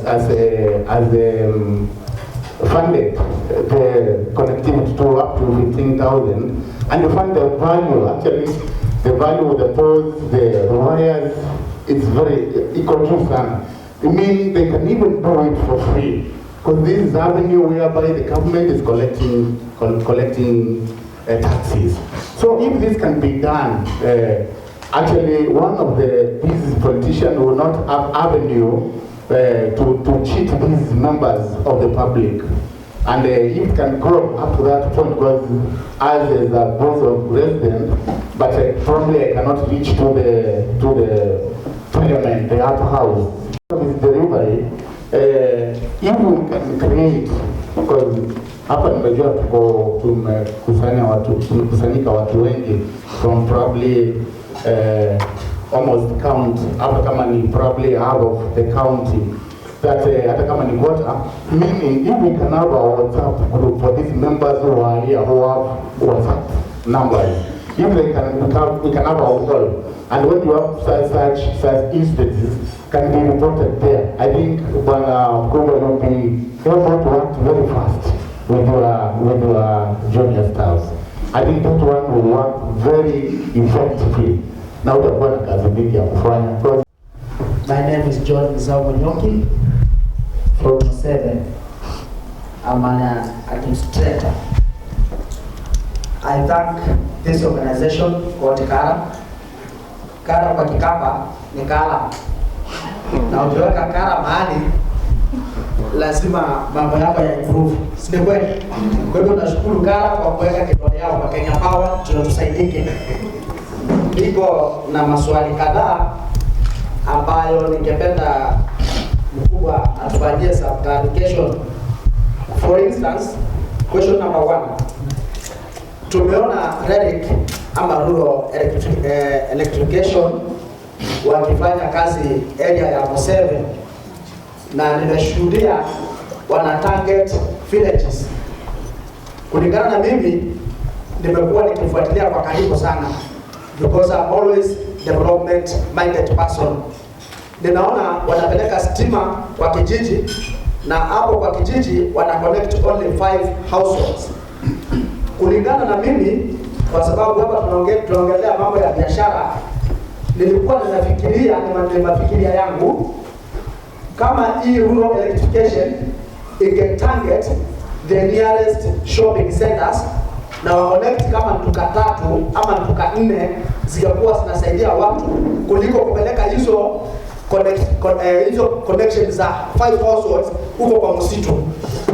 Pale Museve tuko na Nga shopping center haina stima, na kama stima yenye iliwekwa kwa Kangwe village kama ingepelekwa Nga shopping center ingesaidia watu wengi sana hapo, kwa sababu hata kuchaji simu ni jambo la muhimu sana. Tunaelewana? Kwa hiyo nilikuwa nauliza kama RERIC ingekuwa ina target the nearest shopping centers wapate stima kabla ya kufanya extension kwa villages. Swali ya pili, tumekuwa na hizi issues za Museve transformer, ambapo hata kabla Museve is becoming an industrial area, nashukuru wale wawekezaji wamekuja kufanya kazi hapo. Ninashukuru sana na Mungu awasaidie. Sasa hizi Museve shopping center iko na posho mill zile zinatumia stima 3. Na kabla hizo posho mill ziweko pale, tulikuwa bado na shida ya stima. Stima zilikuwa zinakatika ovyo ovyo. Tunaelewana? Ninauliza idara ya Kenya Power Lighting watupatie transformer ile ambayo inaweza kutumiwa na watu wa Mseva Market wainue uchumi wa area yao.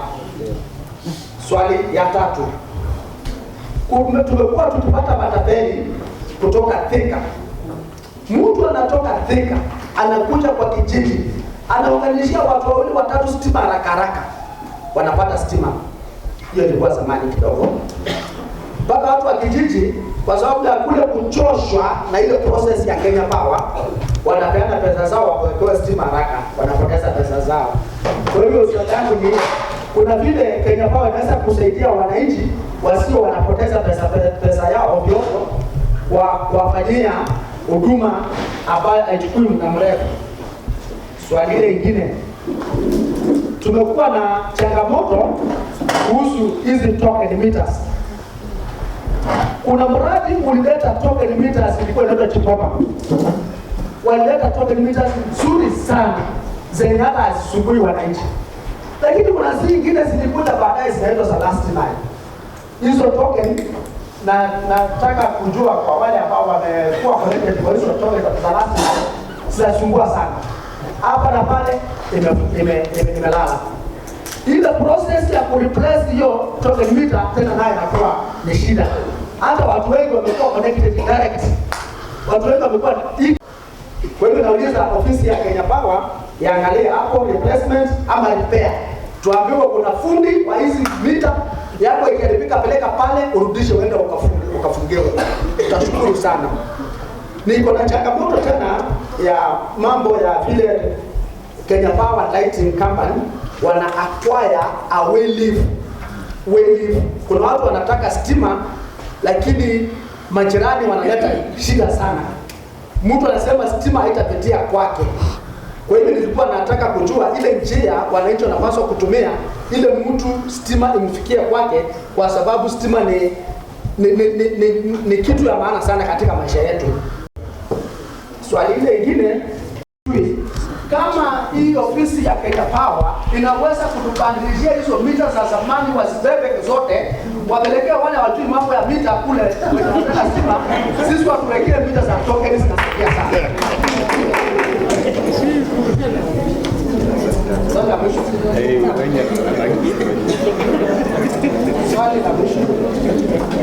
Swali la mwisho. Ni kuhusu vandalism. Mitambo vikingi za stima zimekuwa kwa shida kubwa sana. Hii biashara ya scrap metal, ninataka watu wa Kenya Power tuingie kazini pamoja. Kwa nini mtu wa scrap metal ananunua chuma akijua hii chuma kabisa ni chuma ya stima, na ananunua hiyo area yenye ananunulia, anajua hiyo chuma tu imetoka hapo, na hiyo chuma imesababisha shida kwa watu wengine, wananchi ambao hata hawashughuliki, wanawekwa katika shida ambazo hawajui watatoka lini. Kenya Power itupa. Because of time, I'll ask to respond to those questions, and because we've got a colleague of yours who is smart African kuwaelezea about reporting. I think sijasikia mention kuhusu star 977 hash. I think that is a very important. Tunapanga na pale niliona, lakini it's very important also.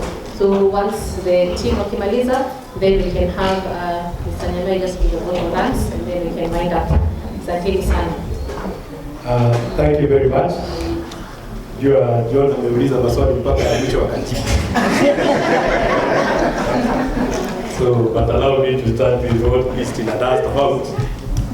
That the issue of the money you had paid, and you had been told to be transferred to either the prepaid meter. Please, let's share the details with the team. The team iko pale. Pardon? Oh. So that it can be addressed, and we have to look at it afresh and see what could have been the issue, why the money was never transferred. The issue of plotted poles, you had talked about somebody telling you There's a lot of boat in your compound. Those are fishermen.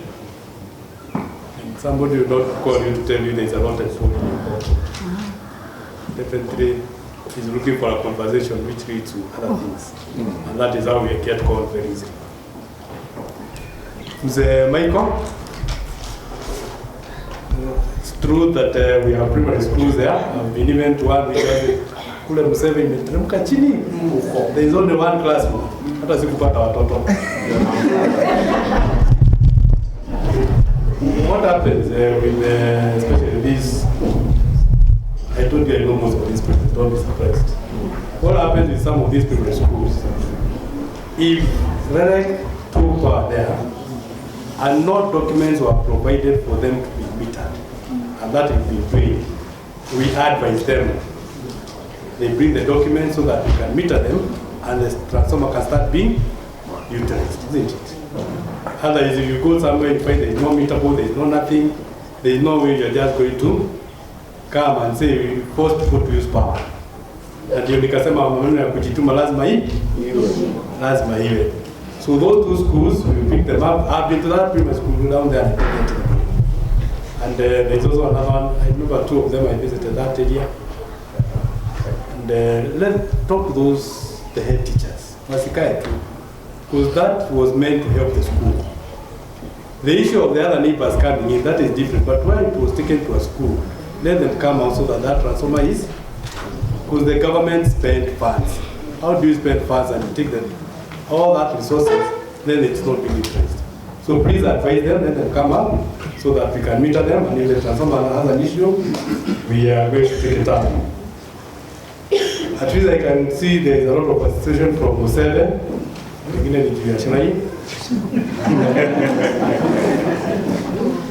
But what I also know is that the neighboring, those people who neighbor the shrine, when the government decided to fund, they also benefited, isn't it? So when I told you their government funded projects, that was one of them, and they benefited. I hope those are not the ones you're saying. Shopping. I'm sorry about the shopping center. It's okay. So the issue of low voltage, that one is well taken, and you have it addressed. What happens is that, as John was saying, you have a lot of trees on that side, and you cannot wake up one morning and say, no forest. I say in Kitui, we grow trees, we don't plant trees. So as much as we want to clear our leaves, we can't fell everything down.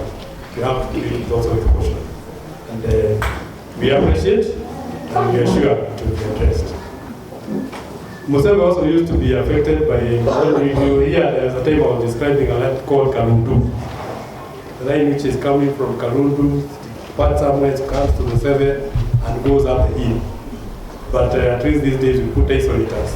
That is, if you realize it's not affecting us much as it used to be 2 sometimes back. But we are not yet there, we will work on it. Stephen, you talked of people who came. Release? This is Stephen. Oh, I didn't get your name correctly. Kevin, sorry, Kevin. One, as Kenya Power, when we want to pass our lines anywhere, we seek waivers.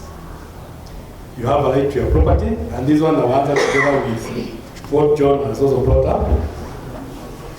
You have a right to either say yes or no. If there are things we are going to interfere with, let's say you have planted trees, you have maize, you have beans, they are usually costed and paid for. If you give us reliefs and we are cutting some trees, we have a way of costing that. There is no one time we will tell you to clear the reliefs for us.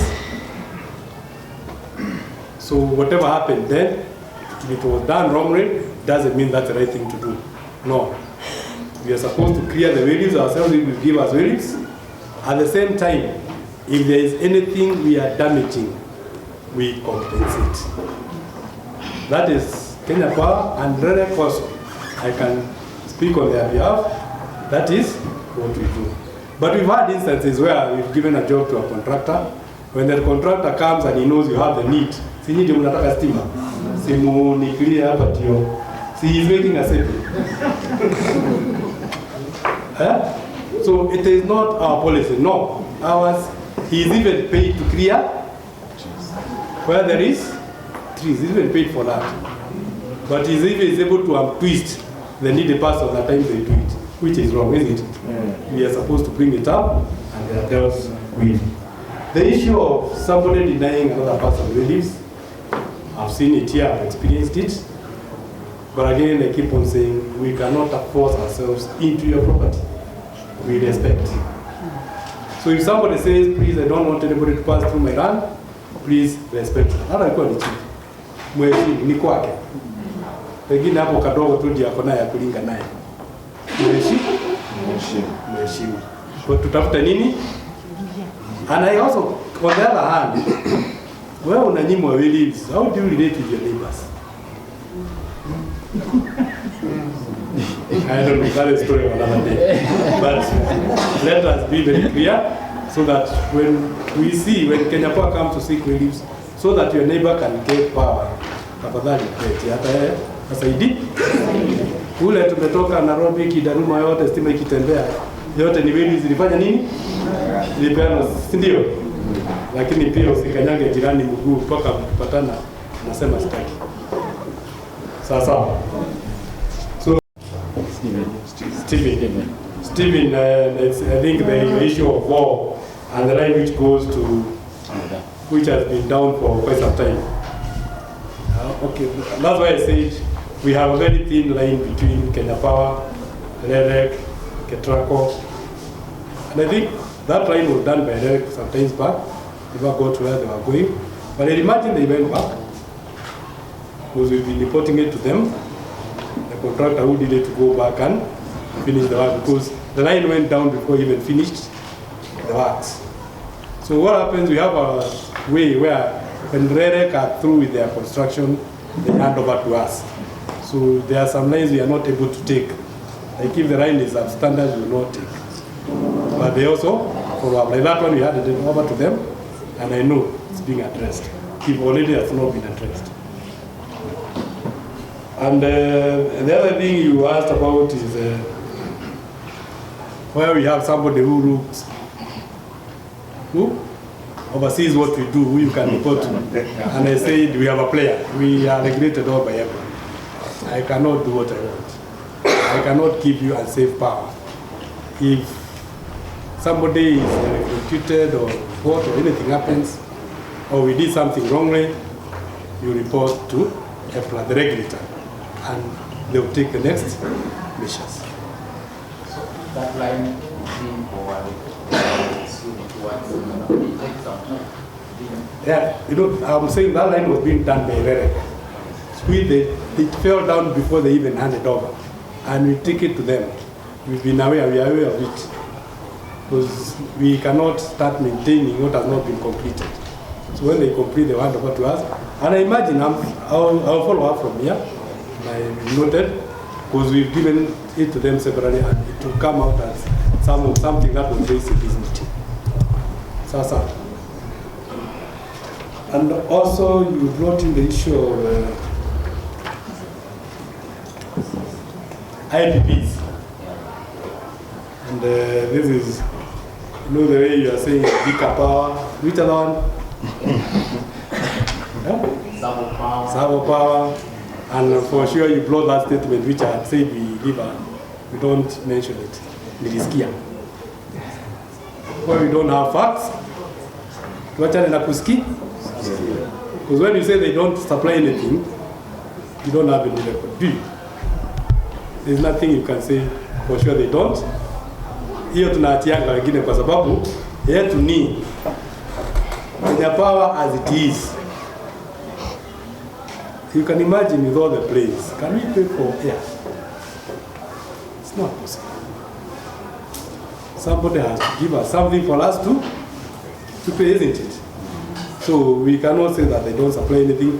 Maybe the method and all that, which before they even got there, I told you there's a player. There's a referee called EPLA. Even how much we pay them is also decided by. Okay? So there is no way that somebody can be buying here. That is not there. That is, I normally say, you need to skia. hii ya kusikia sana sana it's not, doesn't have a lot of value to us.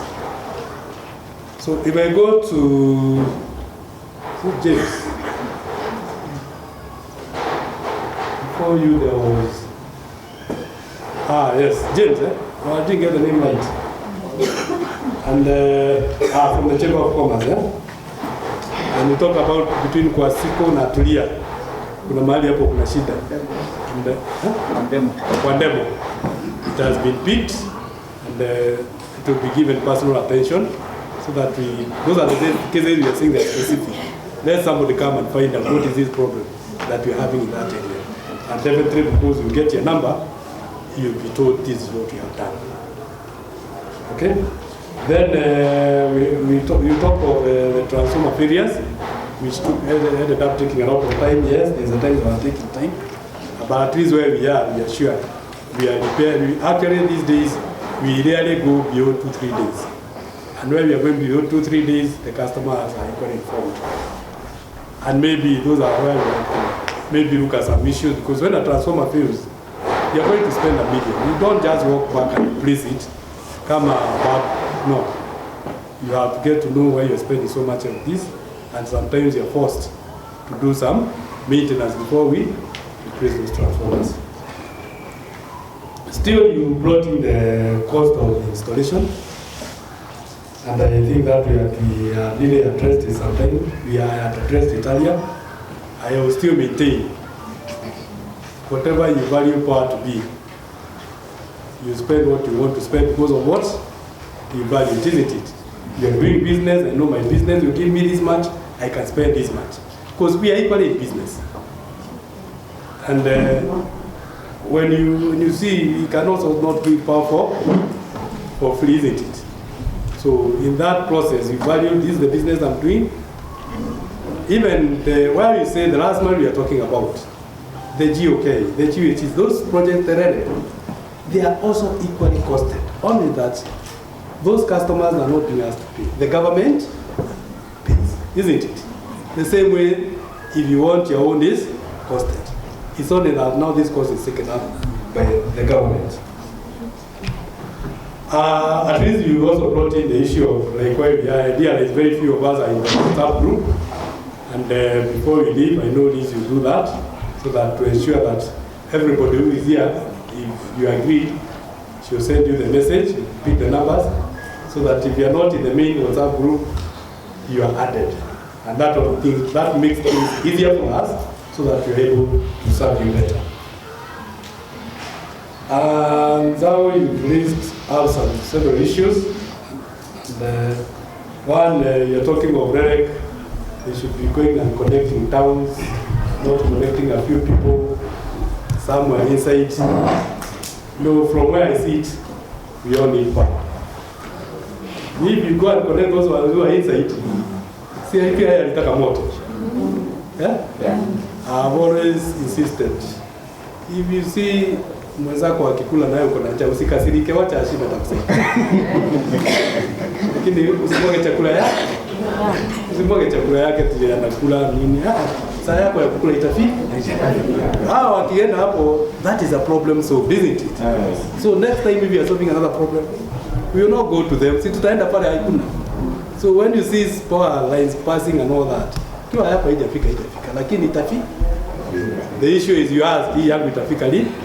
But don't be, usiende kumwaga ya wale kwa sababu wewe hujafikiwa. No, I'm saying, you raise the issue of wale wako, ungeweka kwa shopping center. Nami what I'm saying, hata kwa hiyo shopping center inafaa iwekwe. And again, I will repeat this, maybe it's not coming out clearly. When they are coming to do, they normally give their jobs to a contractor.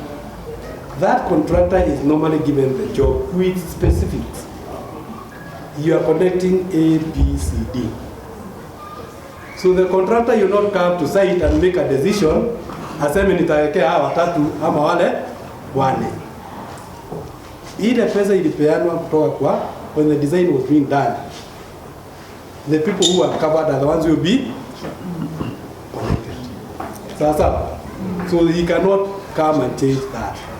And every place you see a connection, there's a reason. We respect that reason. The issue of shopping centers, let them be identified. Like now, that's my project. They had 126. See, they were identified the other day. Even when we are through with those ones, there will still be others. At that time, you come and they will equally be connected. The issue of the prepaid meters, and I think this also comes together with the issue of retrofitting meters. Level 3, there is nobody who will be interested in what you have used. Wakenya wote si wale yalimuka. Nani watakuwekea na siku hizi hatuna bomba ina chenzi. Si utachapa watu wote umetuletea nini? Yes, siku hizi wamerefuka, yes. But what has happened when it comes to retrofits? If you want to retrofit your meter, is just make a request. There's a quotation you give, it's not like before. The quotation you give, you're given the quotation, you pay, you retrofit. Because for us as Kenya Power, a postpaid meter and a prepaid meter are the same. They are both meters. It's only that the prepaid, most of us call it token. Because you buy a token, isn't it? But they are all meters and the charges are just the same. So there's no point of me coming to change a meter and it prepaid na postpaid nafanya ile kazi nataka ifa. But there's a preference. If you prefer this, there's a process which is official. You come to the office, do the letter, and you clear your bill, and you tell you pay this, we retrofit, and it was officially done. The other issue of those, of the ones you are saying, most of them are on direct supply due to those meter failing. Level 3, if you go to the cause of that is criminal. You're not supposed to be on direct supply. Because even anything happened and you have found you are on direct supply, even to compensate you would be very difficult. So please, if you are here and you know you are not paying for power, you are doing us a very big service. Ensure at least you pay. For the issue of estimated bills and very high bills, that one I keep on saying is individual. Napataka mtu ule hataki kulipa, there are all sort of things we go through. And if you are somebody has a particular issue, bring it up, we look at it. And we get to know why it was estimated for so long. And I think the last is the issue of vandalism.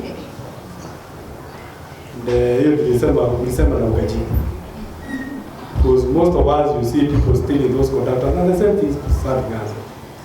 There's a place here in Kaveta, where a transformer was stolen. It was vandalized. It is outside the bar, and there were people inside the bar. Alisema stima imezima tu. Na watu wakavandalize transformer just barely 3 meters away. Yeah? And then you ask ourselves, sure, we are being served by that transformer. Somebody is coming to vandalize the same. And then tomorrow you'll be here saying Kenya Power taking so long to restore supply. Let us own this. Kenya Power, we say this is 50.1% owned by what? By the government, isn't it?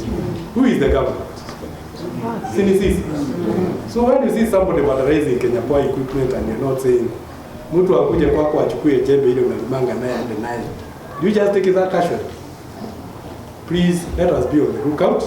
Let us own these equipment. And I know there are some groups at the gap where we report.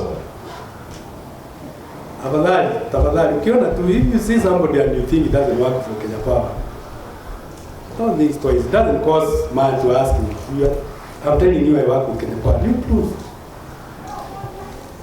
Hiyo anakuja kusema ati nita disconnectia hii niwawekee hapa tunafanya na power. Give us a proof that you work with Kenya Power. And it is not criminal to ask somebody to identify him or herself. What we, and this should have been started, I should have started with this. And this is about safety. Because the product we are selling, however much we are longing for it, however much we think it is good and it is helping us in our businesses, hainanga soko. Mwingi ikiuja kugonga haina nini? Haina soko.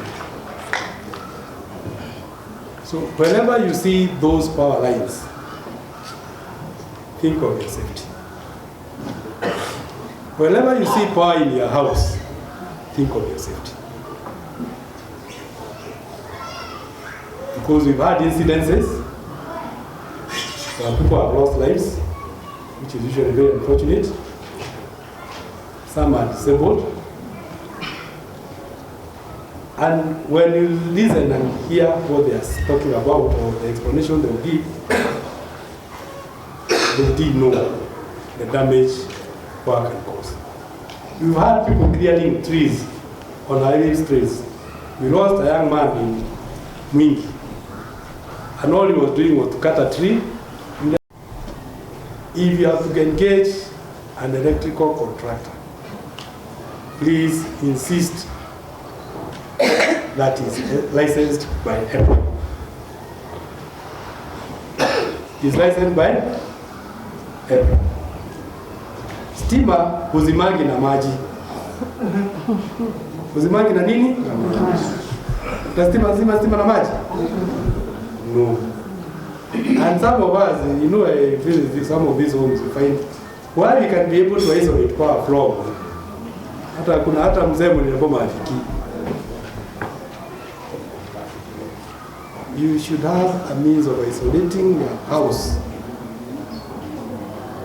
In case of fire, in case of anything, everybody should know the nearest point where you can be able to isolate your house from power. In case of fire. Not only in our houses, even where we work. I normally go to visit, when I'm in town, we are visiting shops. Nauliza mtu mita iko wapi? Sijui. Sima unapatanga wapi? Sijui. Wewe unakaa kwa nyumba na ujui pale hata switch iko. Tafadhali, get to know your environment. Sasa, ndio ukiingia kwako unajua, ukifika kwa nyumba mzee, ukisema hakuna stima leo sio kwa fujo. You go try that switch. Because one time, one of your kins, you need to isolate because ameshikwa na stima na ujui iko wapi ama ufanyanga kazi. So please, let us know the isolation points where we can disconnect that power. It is very good, but let us also know that it is equally very dangerous. Nimesema haina nini? Haina sorry. Sasa, na hata ukiona wale wanajaribu kupanda huko juu, ujuange the risk involved. I have a person we lost near your area. Whoever he was going to work for, he ended up doing statements with the police and all that. Stop engaging those groups. And now, because I don't want to take a lot of their time, in case of fire, always report to Kenya Power. And if there are damages also, please report in time. Ndio nilipata mwingine unakuja after 3 months anasema kwetu kulikuwa na surge. Lini? Nafikiri ni June last year. Unakuja kuripoti leo. Utaanzia wapi? So reporting anything to do with Kenya Power. Always make sure you report in time. And that is why I want to call Liz here so that she can tell us how we will be reporting. And if there is any other issue, he is still not gone. I know you have time to even interact. But before you do that, let me call Liz so that she can explain to us how to report. We are still morning. Good morning. Morning. Yeah, my name is Elizabeth Mumoki. I'm with Kenya Power Customer Experience Department. Okay, so I wanted to briefly talk about the reporting channels. That is the *977 hash. And who is using the USSD code right now? Nani wanatumia *977 hash? Watatu. Okay, I want to talk about star 977 hash ndio tukue na mahali tunaweza kuripoti kama tuko na shida yote ya Kenya Power. Tunaweza kuripoti na inafanyiwa bila kukuja kwa ofisi na bila kupoteza wakati. So star 977 hash unaitumia kwa Safaricom, line yako ya Safaricom. Unaweka star 977 hash na unafanya call. Sijui kama mnaweza kufanya hivyo saizi, maybe tujaribu. Yeah? Mumefika hapo? Yeah, so utaona token yako in time, unaweza kufanya hiyo star 977 hash, unapata ile ya mwisho umenunua, na hata pia unaweza kuangalia zile umekuwa ukinunua kwa hiyo auction. Number 2, postpaid services, pale kuko na zile za kuonyesha wale wanatumia ile ya bill. Unaweza kuangalia bill yako hapo. Yeah, unaangalia your latest bill hapo, na pia unaweza kulipa ukitumia hiyo star 977 hash, unaweza kulipa bill yako pia hapo. Haya, kuna ile ya new connections, yeah, na kuna ya kureport incidences, una report kama stima imepotea. Number 5 inaitwa Jua for Sure. Jua for Sure ni ile unaweza kuweka hapo kama ni kuna mtu amekuja kwako na amekupatia staff number yake, unaweza kuconfirm kuwa yeye anafanya na Kenya Power ukiweka hiyo staff number yake hapo. So itakuonyesha, itakuletea zile details za huyo mtu, yeye kuconfirm kuwa yeye ni wa Kenya Power.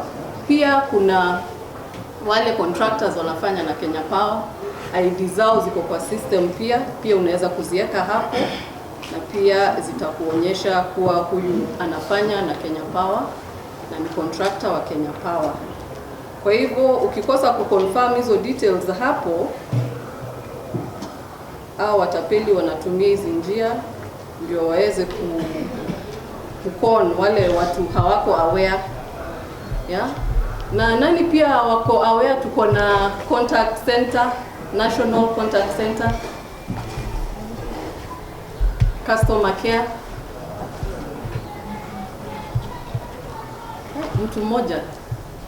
Tuko na namba ya kuripoti inaitwa ile ya contact center ni 97771. 97771. Tafadhali muandike mahali. Hiyo ni namba muhimu sana kama unataka kuripoti kitu chochote cha Kenya Power, kama unataka kufuatilia kitu chochote. Ukipiga hapo unapatiwa reference number. Kuna reference number unapatiwa ya kufuatilia. Na hata ukipiga tena kufuatilia ukiwa na hiyo reference number, utaelezewa kazi yako imefika wapi. Kama ulikuwa umereport stima yetu imepotea, tuko area fulani imepotea, umepewa hiyo reference number, alafu after kama 5 hours unapiga tena, sasa wataweza kukuelezea hii kazi yako imeshapeanwa kwa timu na kuna timu itakuja. Kwa hivyo ni muhimu tukue tukitumia hizo namba nimewapatia kuripoti kitu chochote. Hata mkiwa na una report incidents, kama kuna mahali umeona kikingi kimeanguka emergency na unataka kuripoti haraka ni kusikuwe na issue kama ya kupigwa shock ama nini, piga hiyo namba haraka watatuma emergency team. Kama kuna issue yoyote ya kuhusu hizo namba, maybe mnaweza kuniuliza sasa.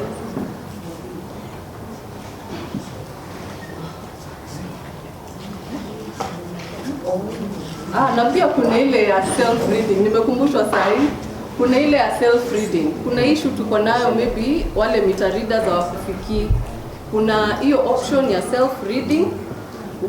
Ukiweka hiyo star 977 hash, unaweza kuona mahali hapo. Ukienda kwa ile postpaid services, wale wanatumia ile mita ya kusoma mwisho wa mwezi, alafu unapewa bill.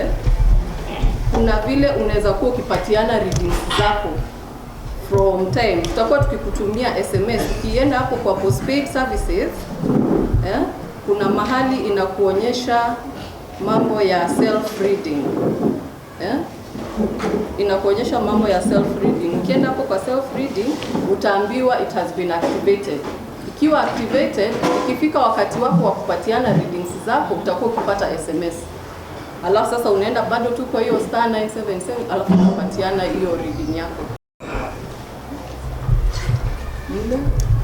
Na nani wanatumia mtandao My Power app? My Power app. Pia My Power app. My Power app pia ni muhimu sana, ni mzuri, inasaidia mambo mengi. Ni kama tu hiyo *977#, lakini hiyo sasa ni ile ya kuinstall ile app kwa simu yako. Sasa kwa hiyo app inakusaidia na hizi vitu zote za kuangalia token yako, ya kuangalia hata unaweza kuripoti kama kuko na shida ya stima, unaweza kuripoti hapo. Hiyo My Power app pia unaweza kuidownload pale kwa Play Store. Umenipata?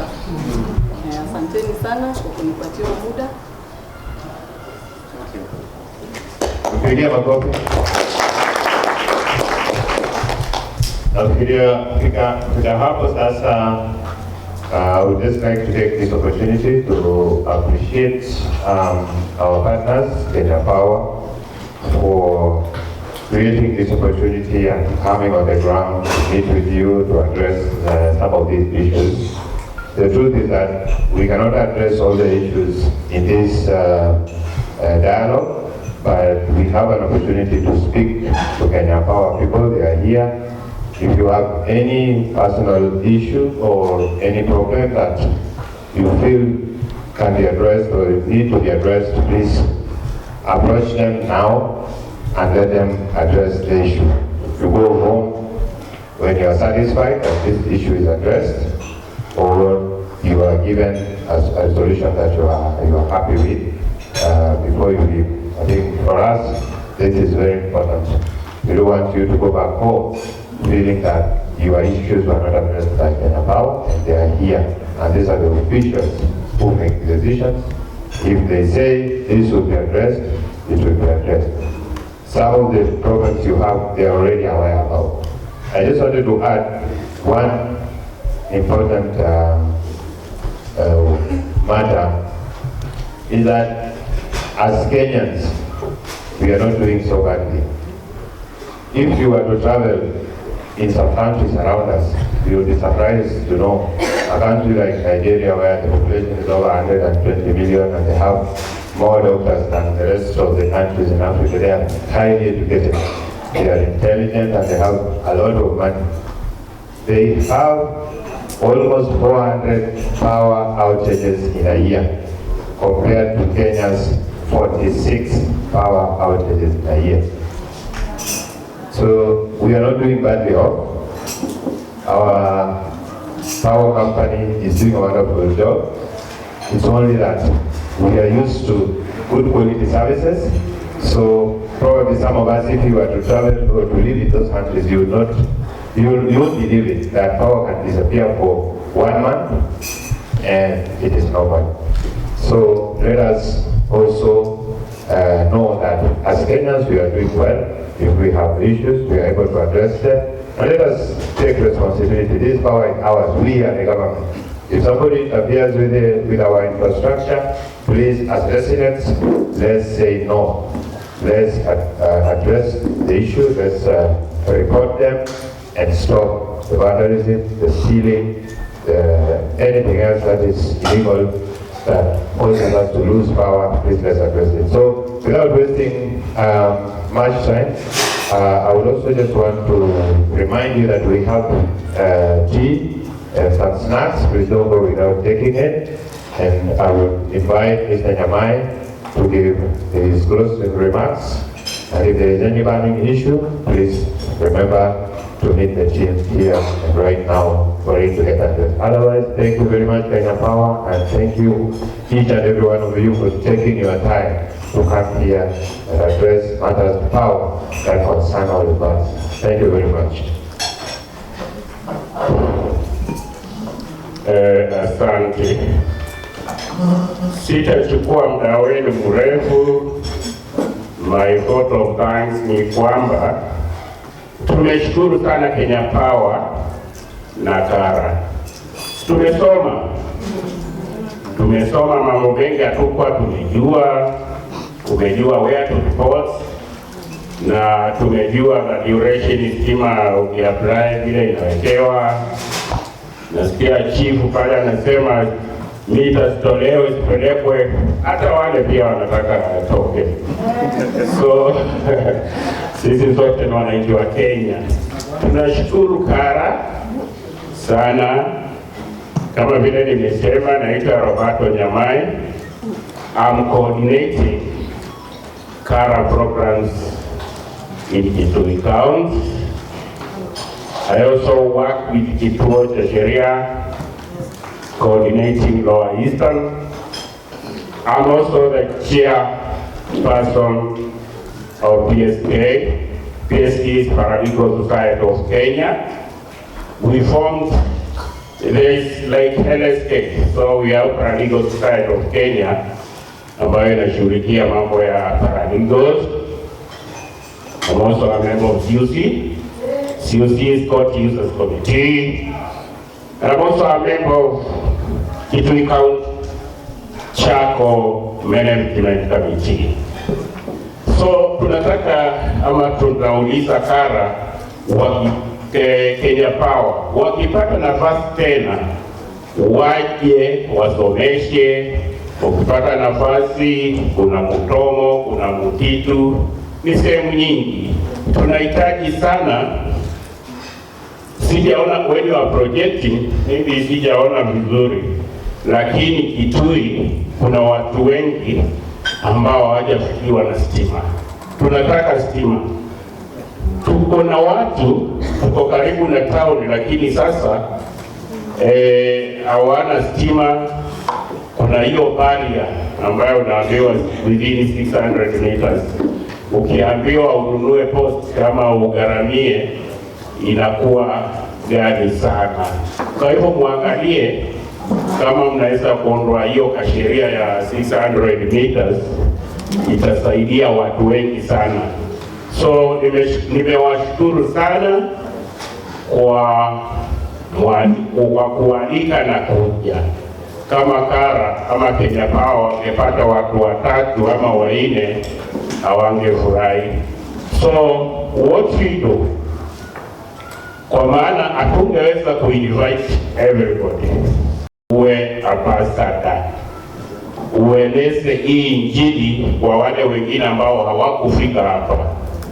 Ndio sasa watu wajue Kenya Power inafanya kazi. Isipokuwa mimi ni mtetezi wa haki. Ningependa tu kuambia Kenya Power, sisi hatufichi. Kuna msemo ama malalamishi, so tunataka improve quality because watu wanasema monopoly. Kenya Power has monopoly, na ndio sababu wanafanya vile wanavyotaka. Ukiapply stima ikichukua miaka 3, you have no alternative. Ulijaribu kuja kampuni zingine lakini they died. Hatujui zingine vipi. Lakini tunashukuru sana Kenya Power, you are doing a good job. Endeleeni hivyo hivyo. So nilikuwa nataka tu kuwarudishia shukrani kwa kuja, na Kenya Power wametusomesha vizuri. Kama vile mmeambiwa, yule hajaridhika ama yule na personal, kuna officials wa Kenya Power, unaweza kumuona one on one. Kisheria mambo ya ile yetu tunaita legal aid clinic, unasaidiwa, unauliza pale ujui.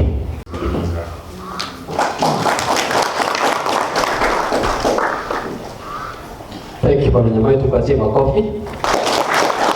Mara nyingine tunataka kushukuru sana kwa kupatia muda wenu. Asanteni sana kwa kuwa tulivu, kuwa wenye heshima, kuuliza maswali vizuri sana, na mambo ni mengi ambayo tunataka pengine mko nayo, na vile ambavyo wamesema ambao umeongea mbele yangu. Kama uko na swali, tafadhali pale nyuma tuko na wasaidizi watakusaidia.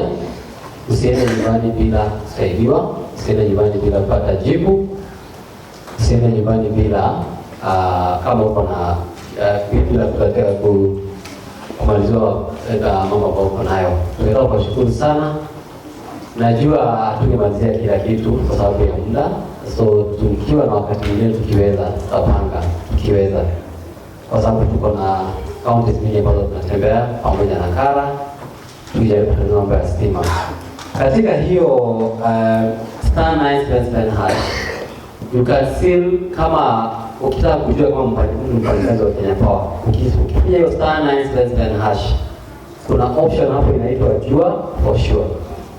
Ukipiga hiyo star 977 hash hapo kuna jua for sure, itakusaidia kujua kama mtu wa Kenya Power. So pale unaweka staff number, unaweka ID number, alafu unapata message inakwambia kwamba this person anaendelea Kenya Power. So usitoe code na don't make any payment to any individual. All payments are made to Kenya Power offices ama kupitia wa payment channel za M-Pesa.